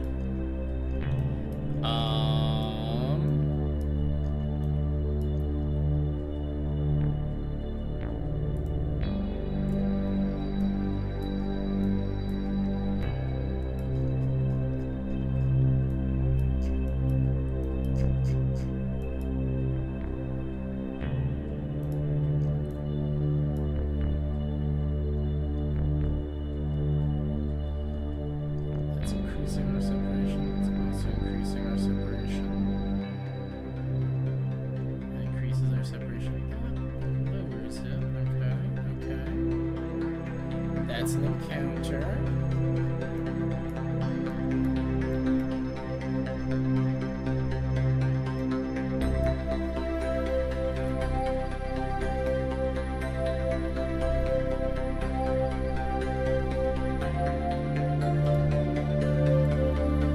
I'm putting my thrust limiter at 1.5.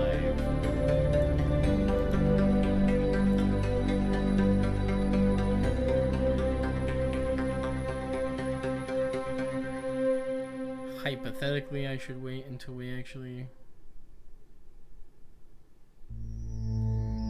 Hello? What is wrong with this maneuver? Is it such a small change that it's just like constantly changing? Tell you what, that was basically prograde.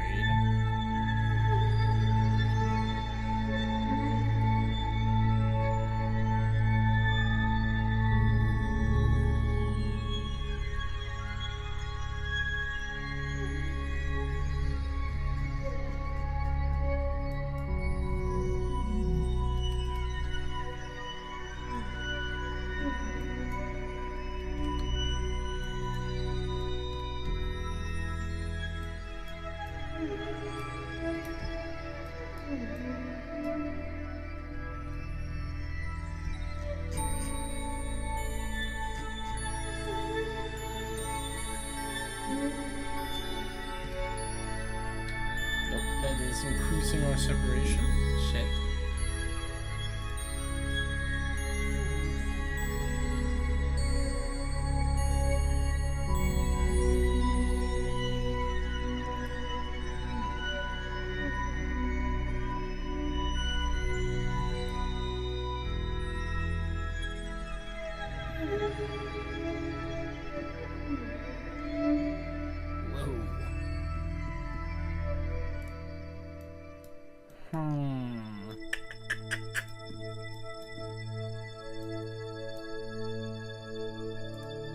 Let's see.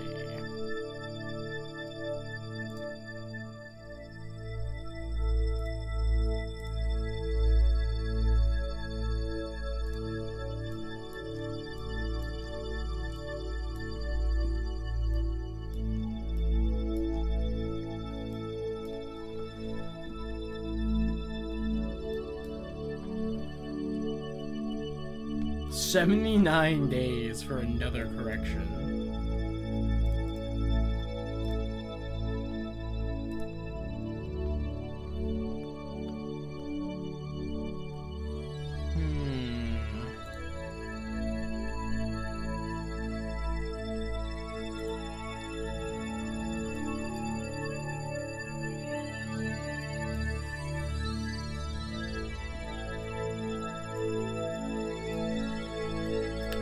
That's a weird maneuver.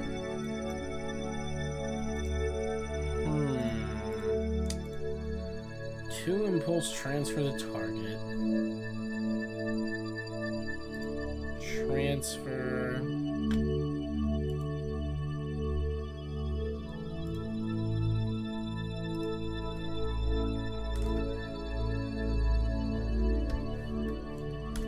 After a fixed time of 60 seconds.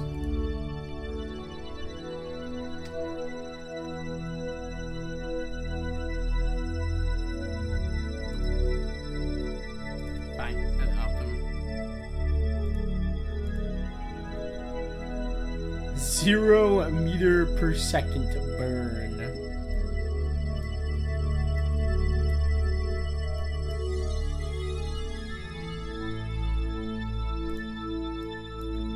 Gilly. Why you gotta do me dirty like this, buddy?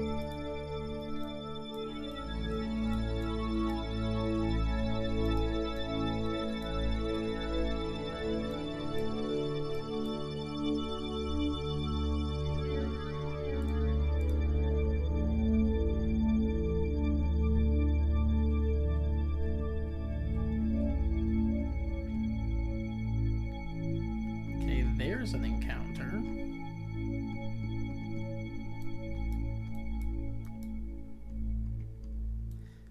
Did I call this thing Gilly? This is not Gilly, this is Pole. I mean, it's the Gilly of, the...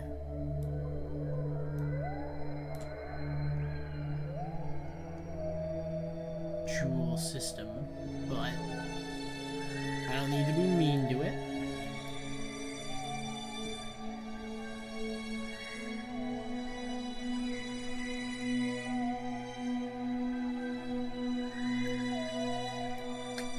$5,000-meter pole encounter right on the pole. Sure. 162 days until that maneuver comes to pass, though.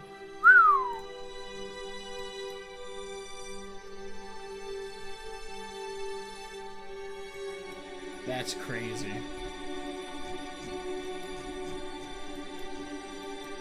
Well, that's what a highly elliptical long period orbit does to you. They get extremely long real quickly. Because you end up moving, you know, relatively extremely slowly up here. It's just how the world works. Alright. Doing a butterfly Kerbin. Mark JB. Yeah.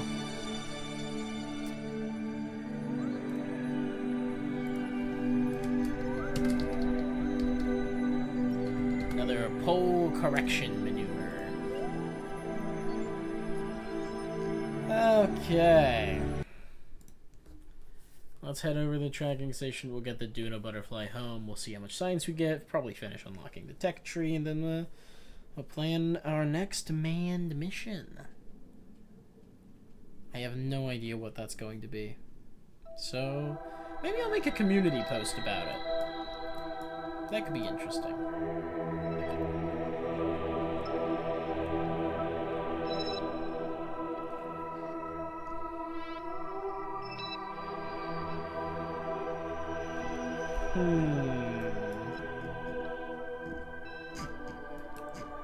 Alright, we got 75 days, so let's just warp next and watch what happens in the system.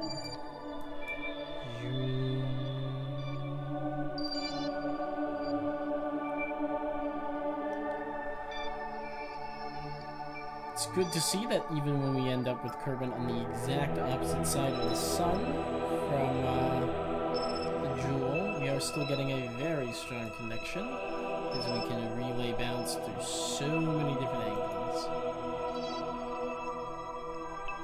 And it is interesting that you can absolutely see where, like, the older satellites are. Like, Duna just has the worst reception out of all of the various locations because of its relative ease of access. It has the worst technology on it because I just have not had a reason to send things back. Alright, we can delete and close this. Hello, Kerbin. These guys have not been having a good view of home as it came back. But I think they are totally okay with it. Alright, now that we're nice and close, we'll time we're just a little bit closer. And now that we are officially back in Kerbin's sphere of influence, we are gonna go ahead, point our ass retrograde.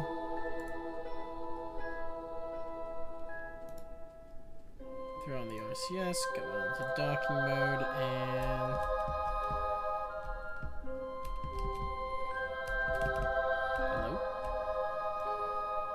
Sure, the oxidizer look a few.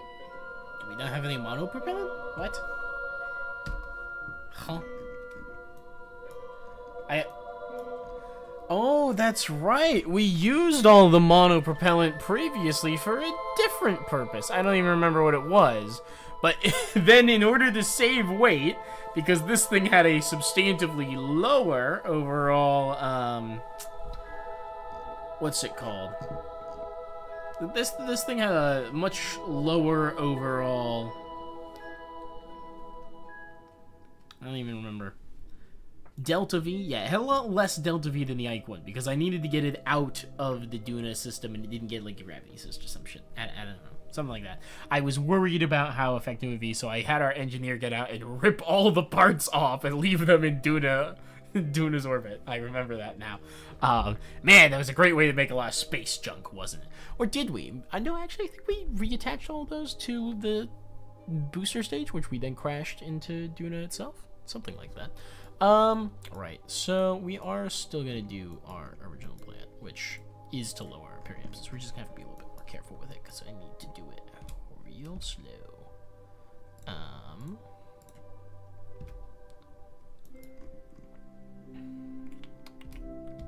Okay, we can be a little faster than that.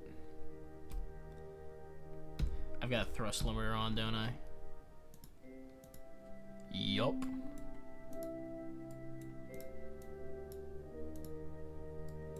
There we go.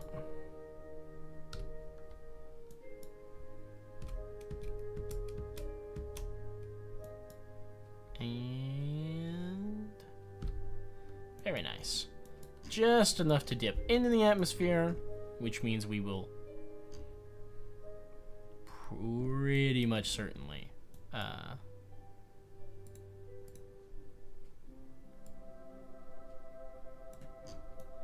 end up getting captured. But I'll just also put all of our available fuel into a retrograde maneuver when we're right there.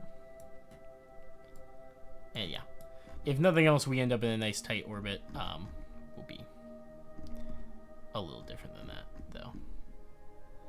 Okay. Oh, that's actually enough that we would re-land very early. Actually I'm gonna tweak that just a little bit, because I don't want to land on the night side again. What can I say? Alright, we'll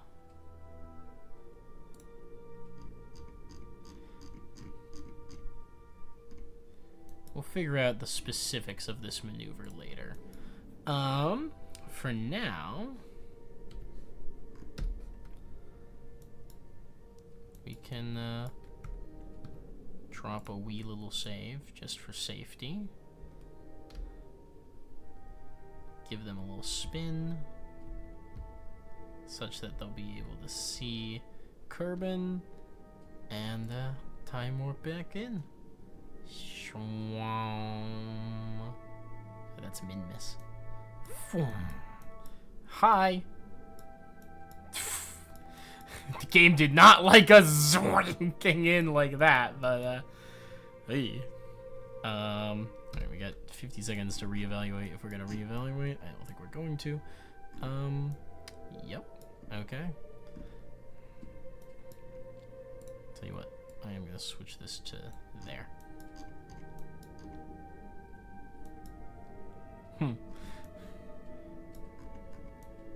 Not sure that the trajectories are working correctly on this. Oh well. 4, 3, 2, 1, and burn. Ooh, coming down over a thunderstorm. Right, just had to make sure we were in Apo. Ow. Oh, would you look at that? Our, oh, we are no longer...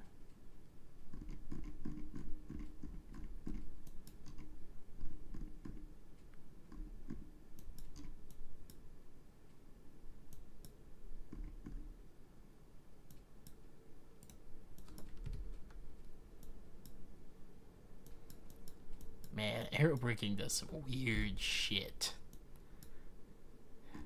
It keeps changing its estimation because of the fact I'm not actually actively making this maneuver.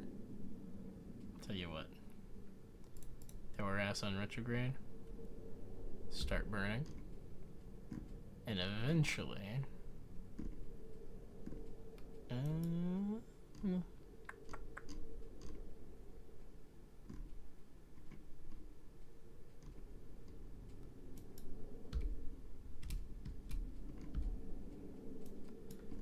Alright. Let's see how this treats us. We'll have a nice long burn in the upper atmosphere, which may drop us low enough.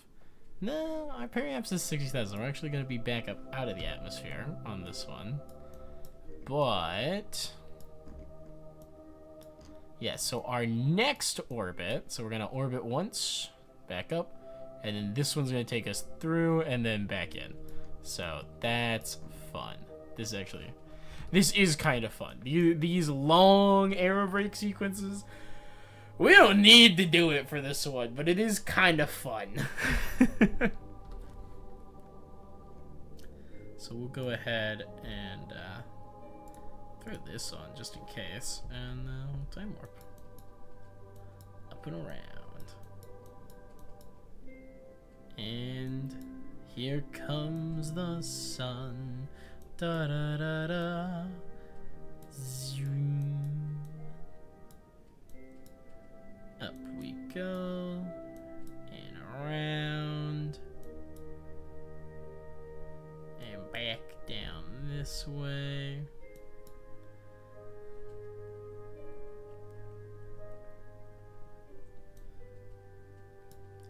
Kerbin's so pretty. I bet those Kerbals feel that way now that they're on their way home. I wonder if this is going to have a different aerodynamic profile, because the other one was unbalanced. It only had one of these solar panels out on it. But this one will have both. So, I don't know.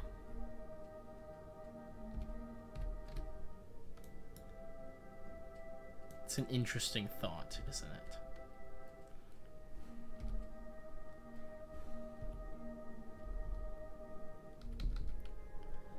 Alright, we'll speed things up just a bit.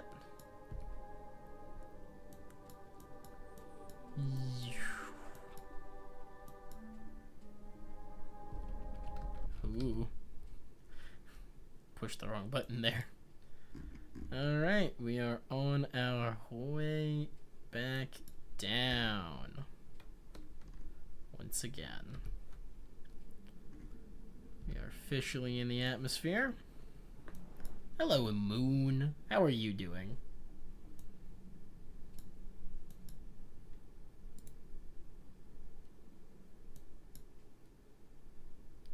Dunt, dunt, dunt, dunt, dunt, dunt, dunt, dunt, dunt, dunt, dunt, dunt, dunt, dunt, dunt. I don't know. I don't really have anything to add to make this exciting. Let's see. Maybe I've got something in my back pocket. Sure at this.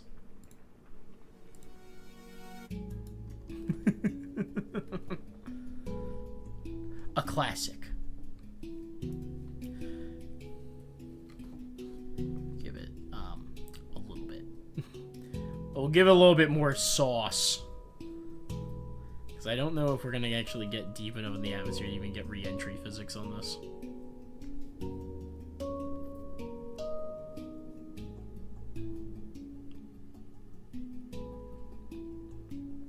Our apoapsis is eating shit. Look at it go. Ooh, aerobraking is nothing to shake a stick at. Even up in the tenuous upper atmosphere here, it is just dying. Now we are back on the ascension path, so yeah, we were right. We are not going to get anything out of that one. Our apoapsis should end up being good old ecliptic experience there. Their apoapsis should end up being lower than our periapsis, maybe? Or at least within the atmosphere. Yes, our apoapsis is now within the atmosphere.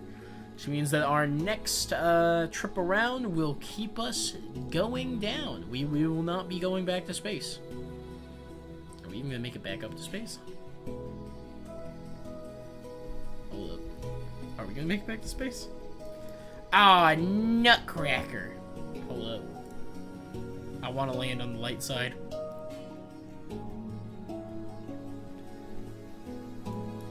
Oh man, aerodynamic profiles are real, huh? It's kind of more than I wanted, but that's fine.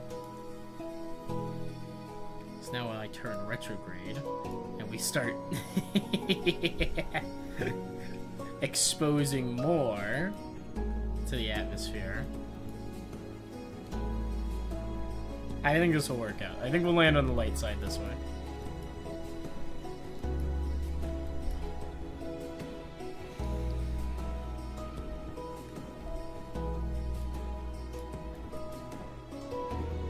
It is interesting because I think it's the solar panels. The solar panels have a big surface area, and they are correctly calculating that that will cause a lot of drag. So...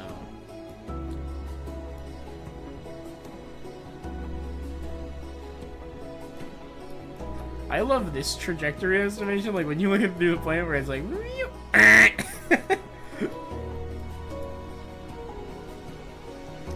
Where's flight engine I think I'm gonna land?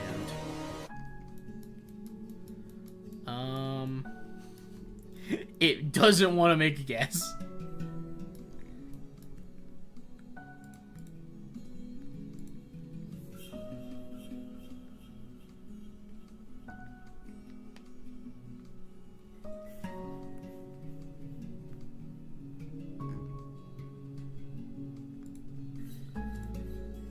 Okay.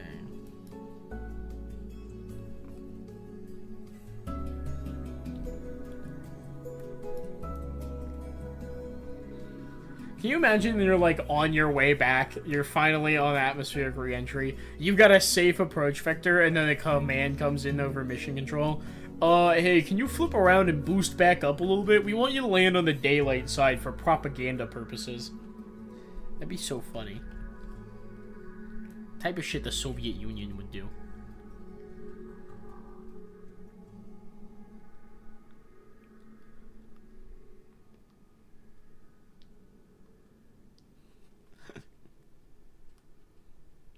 Really unclear if we're even gonna get back up out of the atmosphere before our apoapsis lowers itself back to the point where we'd be in the atmosphere permanently again. We seem to be fine. Okay, awesome. I say we seem to be fine. We're not trying to stay in orbit. This is literally just about us having a cool descent. But it does also mean that we can time warp.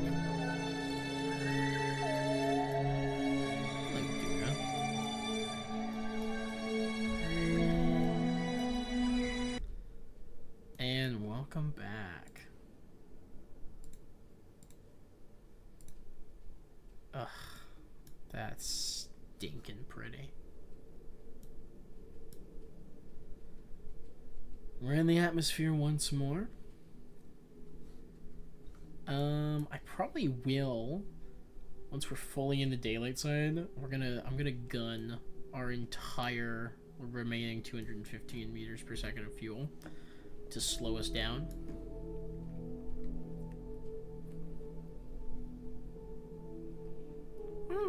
No, actually, we'll do the same thing we did with the other one. We'll wait until we start getting atmospheric re-entry lines.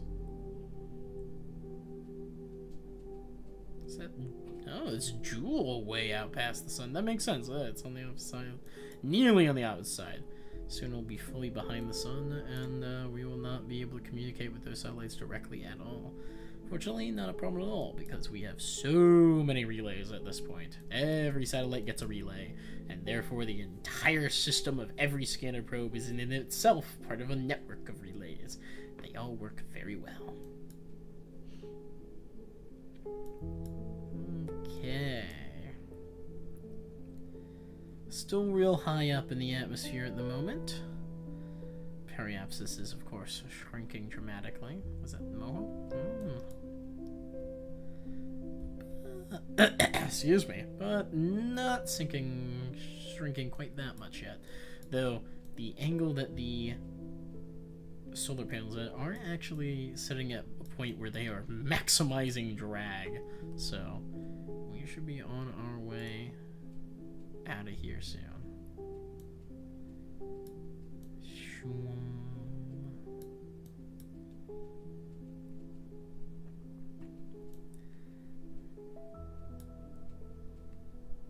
What do we think, fellas?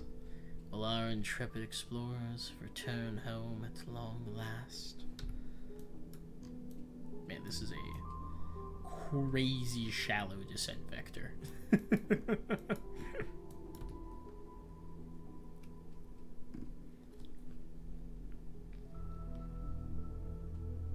I genuinely don't know how deep they're gonna have to go in order to start getting re-entry effects. Just because, you know, they're going pretty fast, but they're going quite shallow, which means they're effectively slowing themselves down. I don't know. 66. I think once we hit the troposphere equivalent here, that'll be when we enter. Or is that the thermosphere equivalent? You got the no, it's definitely not the troposphere. Cause you got the Actually, isn't the troposphere the one right at the bottom? Or am I fucking crazy? I don't know.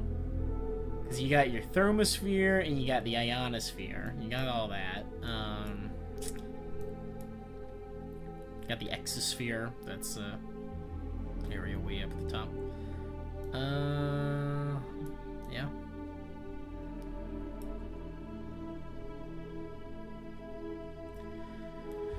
We're holding a solid retrograde, so we're generating as much drag as we possibly can on the way through. Don't appear to be able to generate any additional science, unfortunately.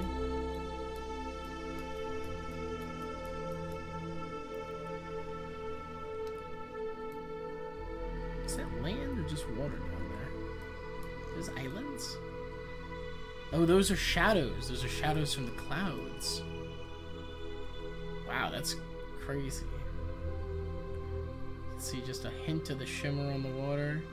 You can see the shadow of the clouds below. This volumetric clouds mod is actually crazy. Like, the fact that this is optimized as it is. You'd expect it to, like, nuke your PC, you know? But it doesn't. Doesn't though.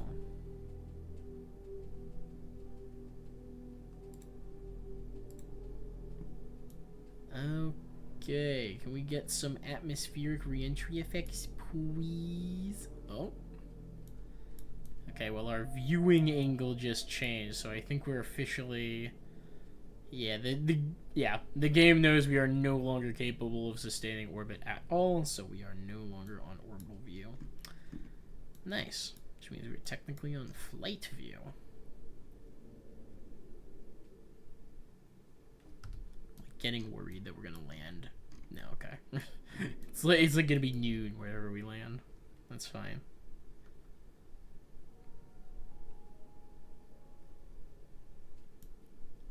Alrighty.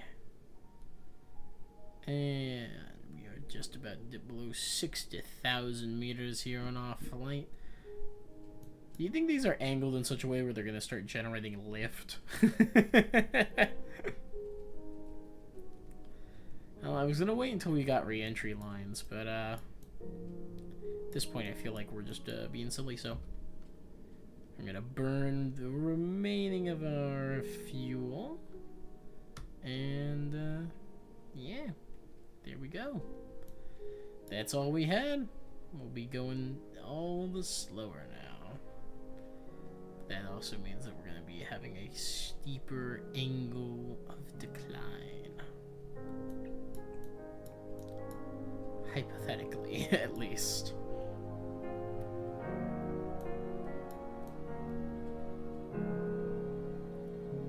Proof Minecraft music does go with everything, though. We're just chilling. It is relaxing. Nice to feel. It is taking longer than I would have wanted it to. So I am going to speed us up just a little bit. There we go. There's atmospheric re-entry. Proper heating. That's what we want to see.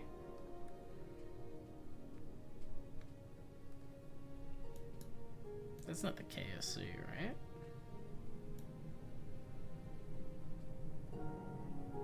Nah, it's a lake. Like people in the KSC looking up and watching the rocket coming back from dude that just streaking across the sky. Alright, we are coming in low and slow. Easiest, breeziest. The lower docking port is taking the brunt of it, but boy, I'm actually concerned about. Yeah, this one's holding attitude real stable. It's probably helping that it does not need to contend with actively slowing down during this part of the ascent. Oh shit. Uh-oh.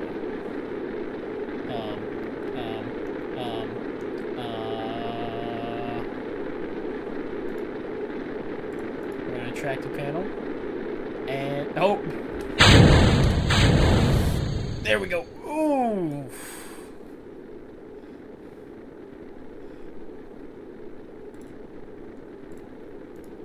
There we go, stabilized, and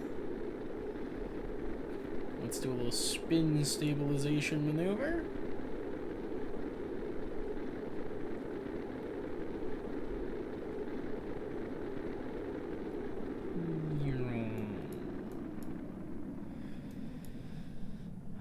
And we are safe.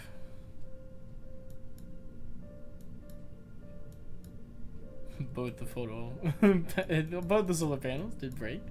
That is fucking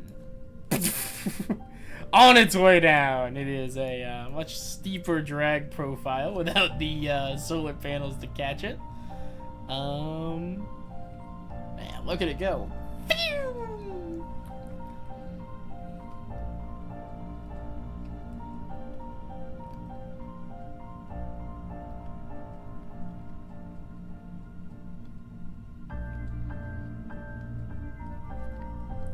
I really shouldn't have both of these chutes deploy at once. It's not really a problem with it in real. They're not really a problem with it in KSP. In real life, they would immediately get tangled and cause immense problems, but yeah. That's not really my problem, though, is it? I'm gonna go ahead and deploy our chutes. And since we know that they'll be safe, we'll just go ahead and time warp up until the point when boom! Well, that hit the ground not too much sooner than we did.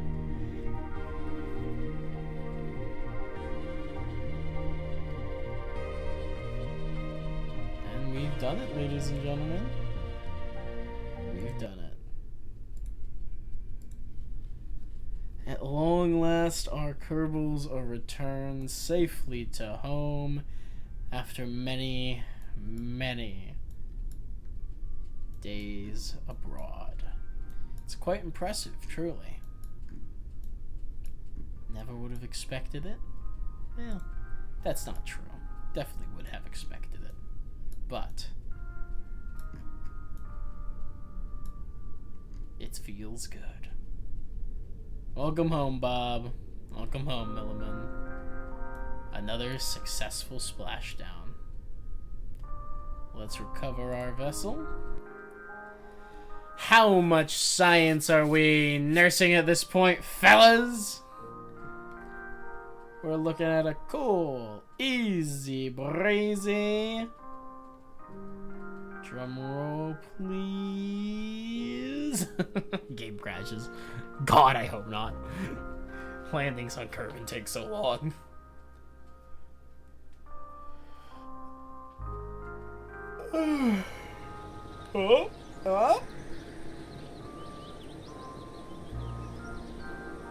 Whoo! Doggy! I forgot how much science Duna's worth. Look at that. Whoa.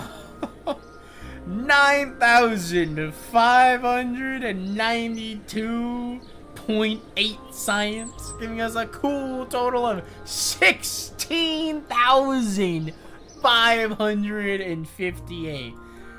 Whoo! We have been fastidious with gathering our research, and we didn't even begin to need to. Oh my lord, that could have knocked out half the tech tree on its own. That's a little bit crazy. For the sake of completion, let's take a look at how intact the other main body stage of the returner vessel ended up being. Shockingly intact, I'm sure. No.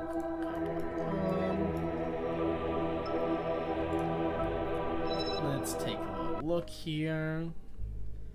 We've got how much? What's it looking like, huh?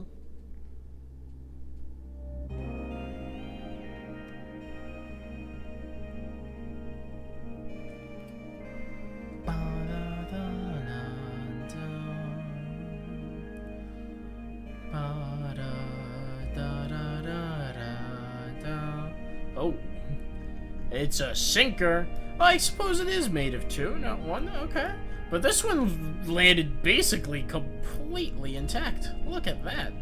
I mean, you know, both the photovoltaic panels broke off, but it ended up getting slowed down enough that despite having a hard landing, I mean, even the docking port's still intact.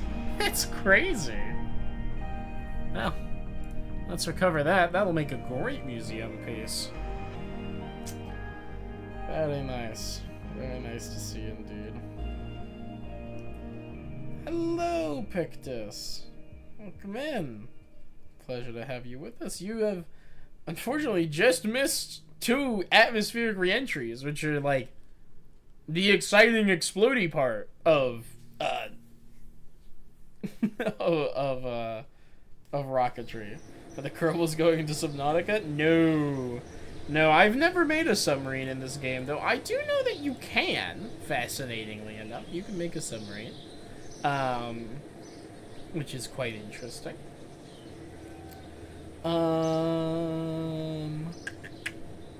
Conceivably such a craft could even land back on it. Conceivably, indeed. No, not the exploding bits. Yeah, we did miss the part where we had to bail out because of, well, bailout's the wrong word. Activate the intended stage separation because it was very obvious that not doing so would be a bad idea.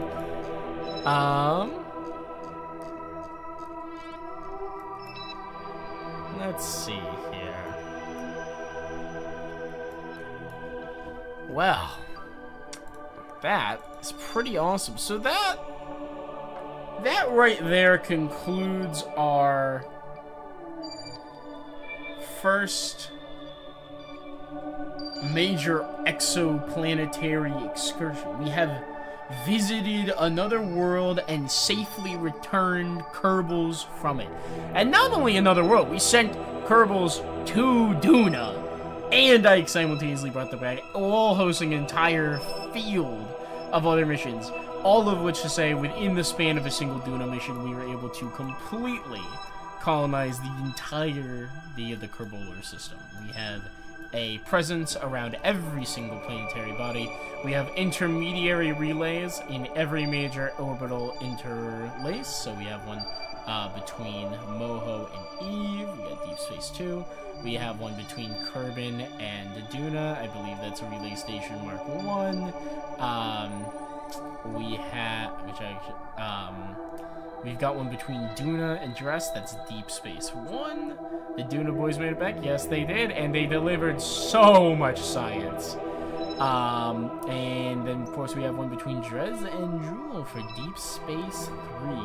All of this together, plus the fact that every single satellite ever made has a relay capability, means that we have unimpeded access to full communications with the entirety of the Kerbal system at all times. The only body we have not yet visited in some capacity is Elu. And Elu's a whole pain in the ass in and of itself. It's gonna need a special mission profile because, I mean, just look at this thing. It's just out in the middle of God knows where. It's a pain in the ass to get to. So the point becomes, what do we do next? I think obviously the next big thing is to land Kerbals places. Obviously, it's manned mission time. And I think I'm going to largely abandon the model that we've had of doing multiple ongoing projects simultaneously. If for no other reason that it actually seems to slow things down more on stream than to speed it up. And I think I've proven that I can handle the challenge of landing multiple missions simultaneously, which is in and of itself pretty fun, but gets a little bit tedious. So now that we are free from that mostly, we still have one jewel probe on its way to Bop in transit. The question becomes, where are we going to go next? And what are we going to do? I think I'm going to go ahead and put out a community post. I'm going to let you guys vote on it. I've got a couple of ideas in my own mind. I think that I'll put up the Jewel 5 as a proposal. The Jewel 5, of course, being where you visit Lathe, Vol, Tylo, Bop, and Pole, all in the course of one single mission, planting a flag on every single planetary body along the way. The Jewel 5 is a classic Kerbal challenge. You caught the very end of the stream, didn't I? Yes, you did. Note to the wise, if I've been live for 2.5 hours, you're catching the end of stream. It's just the way it is. But we appreciate you being here nonetheless. The VOD will always be there, and also stay tuned. It might not just be the end. You see? Well, there's more coming. The other mission I'm thinking is probably an Eve landing. Eve landing scares me more than the Jewel 5, because there's a very obvious strategy for the Jewel 5, which is mining processing on the surface, and it's relatively easy because most of the planets there have no atmosphere, and the ones that do, you can kind of like be like, oh, well, this is our Lathe lander, we're going to land on Lathe, which is the one with the atmosphere, with this jet engine. So like you can kind of maneuver that one a little bit easier. Don't get me wrong, the Jewel 5 is still very difficult, but an Eve landing, and like, let's be honest here, it is an Eve in return landing. That's a tough one. Eve has a very unique set of circumstances. It's very large, has an extremely dense atmosphere. It is one of the few planets that lets you use jets and other aerodynamic stuff, so like that's cool. We may need to experiment a little bit with it. I've heard helicopters are actually extremely useful for getting on and off of Eve, so that's a thought. It's a thought right there. A mission to Moho is also up there in the challenge. I think it's probably the easiest of the 3 proposed. But there is something very cool on Moho. I think it'd be fun to visit the Mohole. So, yeah, I think we'll consider the Mohole. We've been to Duna. Fuck dress. No one likes dress. Jewel 5. Maybe number 4, option number 4 will be an Elu mission. Depends on how many options I can put in the community poll. I'll probably put Jewel 5, Eve mission, Mohole excursion, and then if I can do 5 choices, choice number 4 will be Elu, scanner probe, and landing, and then, the 5th choice will be other. If I can only do 4 choices on the Community Pro, I'll probably make it so that the 4th one is other rather than Elu. Since we have kind of been to Moho, I'm tempted to send this to Elu instead. It's just, I know there's like nothing on Elu. No one goes to Elu to do something interesting on Elu. You go to Elu because, you know, it's all the way out there and it's a fun challenge to go to Pluto. So yeah. Food for thought. We'll be intrigued to see where it goes. As for now, we're going to end the stream here. However, if you want to stay tuned on the channel for just a little bit, I want to do a test stream of a little bit of Monster Hunter. So do stay tuned for just a bit. You know, every little view helps. But for those of you who are just watching the VOD and or are planning to leave, thank you all for watching. Don't forget to like, comment, and subscribe. Do all those other awesome things that you people do, and we will see you all next time. Arrivederci, everyone.